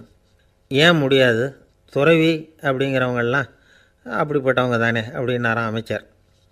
அவங்கெல்லாம் உண்மையிலேயே ஆசையை விட்டவங்க தானா அப்படின்னு கேட்டாராம் ராஜா. அப்படி தான் இருக்கணும் அப்படின்னாராம் அமைச்சர். அப்படின்னா ஆசையே இல்லாத ஒரு உண்மையான துறவியை நான் பார்க்கணுமேன்னார். அது என்ன பிரமாதம், அதுக்கு நான் ஏற்பாடு பண்ணுறேன் அப்படின்னு விட்டார் இவர். சொல்லிவிட்டு உடனே புறப்பட்டு போனார். அங்கங்கே தேடினார். அப்புறம் தான் அவருக்கு புரிஞ்சுது உண்மை துறவியை கண்டுபிடிக்கிறது எவ்வளவு கஷ்டமான காரியம்னு. இருந்தாலும் ராஜா கிட்ட சொல்லியாச்சே, உண்மை துறவியை காட்டுறேன்னு.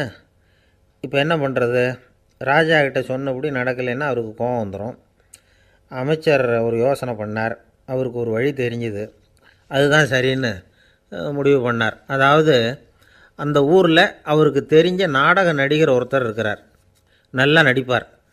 அவரை போய் பார்த்தார். இதை பாருப்பா, எனக்காக நீ ஒரு காரியம் செய்யணும்னார். என்னன்னு கேட்டார் அவர். நீ ஒரு துறவி மாதிரி கொஞ்சம் நேரத்துக்கு நடிக்கணும். ராஜா உன்னை பார்த்துட்டு போகிற வரைக்கும் நடி, அது போதும். அதுக்காக உனக்கு 10,000 ரூபா தரேன் அப்படின்னார். அவர் எந்த காலத்தில் இவ்வளவு பணத்தை மொத்தமாக பார்த்துருக்கார். அதனால் உடனே சரின்னு ஒத்துக்கிட்டார். அமைச்சர் அரண்மனைக்கு திரும்பி வந்தார். என்ன அமைச்சரே, இன்னுமா ஒரு உண்மையான துறவி கிடைக்கலன்னார். உண்மையான துறவி ஒருத்தரை இப்போ தான் கொஞ்ச நேரத்துக்கு முன்னாடி பார்த்து பேசிவிட்டு வர்றேன். அவர் நம்ம ஊருக்கு வெளியில் குளத்தங்கரையில் உள்ள ஒரு ஆலமரத்துக்கு அடியில் உட்காந்துருக்கிறார் அப்படின்னார் இவர். அப்படின்னா உடனே புறப்படுங்க அப்படின்னார் ராஜா. பரிவாரங்களோடு புறப்பட்டார். அங்கே அந்த மரத்தடியில் அந்த ஆள் வேஷம் போட்டுக்கிட்டு துறவி மாதிரி உட்காந்துருக்கிறான். ராஜா நேராக போனார். அந்த துறவி காலில் பொத்துன்னு விழுந்து வணங்கினார். உடனே ராணியும் அவர் காலில் விழுந்தாங்க. அடுத்தபடியாக அமைச்சர் விழுந்தார். அவருக்கு தெரியும் இது நம்ம ஆள் தான்னு. இருந்தாலும் என்ன பண்ணுறது, நேரம். அப்புறம் பரிவாரங்கள்லாம் துறவி காலில் விழுந்து ஆசீர்வாதம் வாங்கிட்டாங்க. ராஜா அப்புறமா தங்கத்தட்டில் பொன்னையும் பொருளையும் வச்சு அந்த துறவிக்கிட்ட ரொம்ப பணிவாக நீட்டுறார். தாங்கள் தயவு பண்ணி இதை ஏற்றுக்கணும் அப்படின்னு வேண்டிக்கிட்டார். அந்த துறவி பற்றில்லாமல் அதை பார்த்தார். எல்லாத்தையும் திறந்துவிட்ட எனக்கு இதெல்லாம் எதுக்காக அப்படின்னு சொல்லி அதை மறுத்துட்டாராம். ஆஹா, உண்மையான துறவியை பார்த்துட்டோம் அப்படிங்கிற ஆனந்தம் அரசருக்கு. ரொம்ப நிம்மதியாக திருப்தியாக திரும்பி வந்தார் அரண்மனைக்கு. அதுக்கப்புறம் அமைச்சர் யாருக்கும் தெரியாமல் அந்த துறவிகிட்ட ஓடினார்.